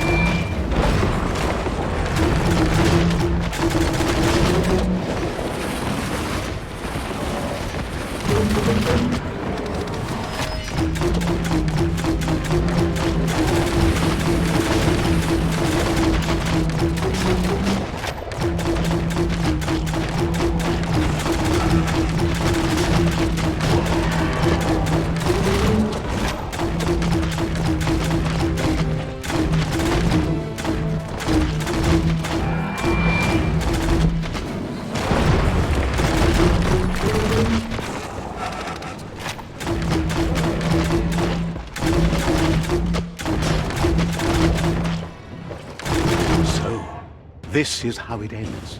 The Predator and the world itself suffering. But at least it's a sign they're both still alive.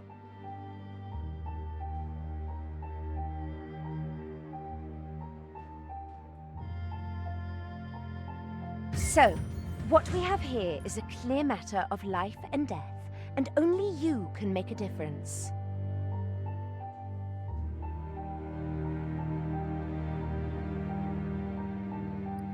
You continue to make bad decisions and mistakes. Oh, it never ends. It's easy to make a good decision when there's only one option. The only mistake here is you. My mistake is letting you speak. My conviction is that the world would be a better place without your voice. Convincing yourself doesn't win the argument. In the end, we won't remember the words of our enemies, but the silences of our friends. The weak can't forgive. Forgiveness is a strength. It's not all life and death.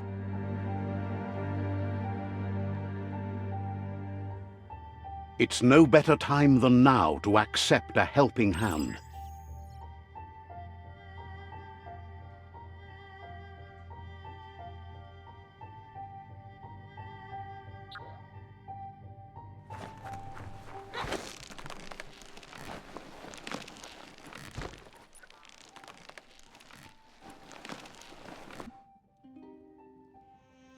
Do you wonder what turn life might have taken if you'd done things different? A left when you went right? A yes when you said no? You've walked the thin line between survival and disaster and haven't lost your balance yet. It's because of you the Tree of Life and the world has been given a second chance. You carried the light in a world full of dark and made a difference in a place that needed change. You allied with the Myriad tribe and acted on understanding of the greater good and a code of honor. However, light and dark does simply represent the polarities of life. One can't exist without the other.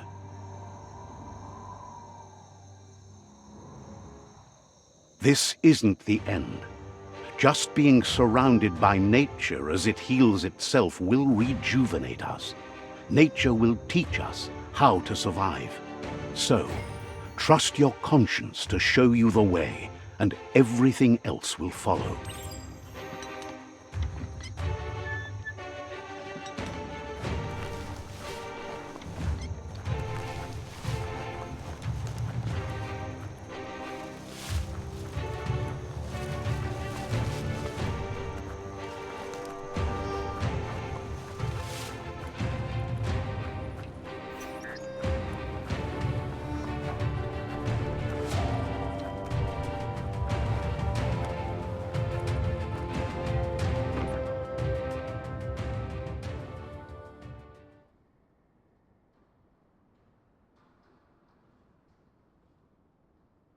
As foretold, you were destined to split the chains of this world. But you're not alone. You filled the Ark, and those that shared your perspective and gained your trust will accompany you on your journey.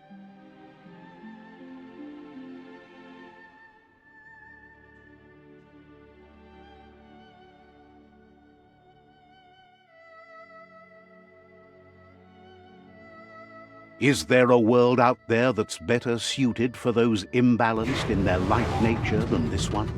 Whether or not, we'll leave your story on record, so those who come after will know you followed your light nature and saved the world.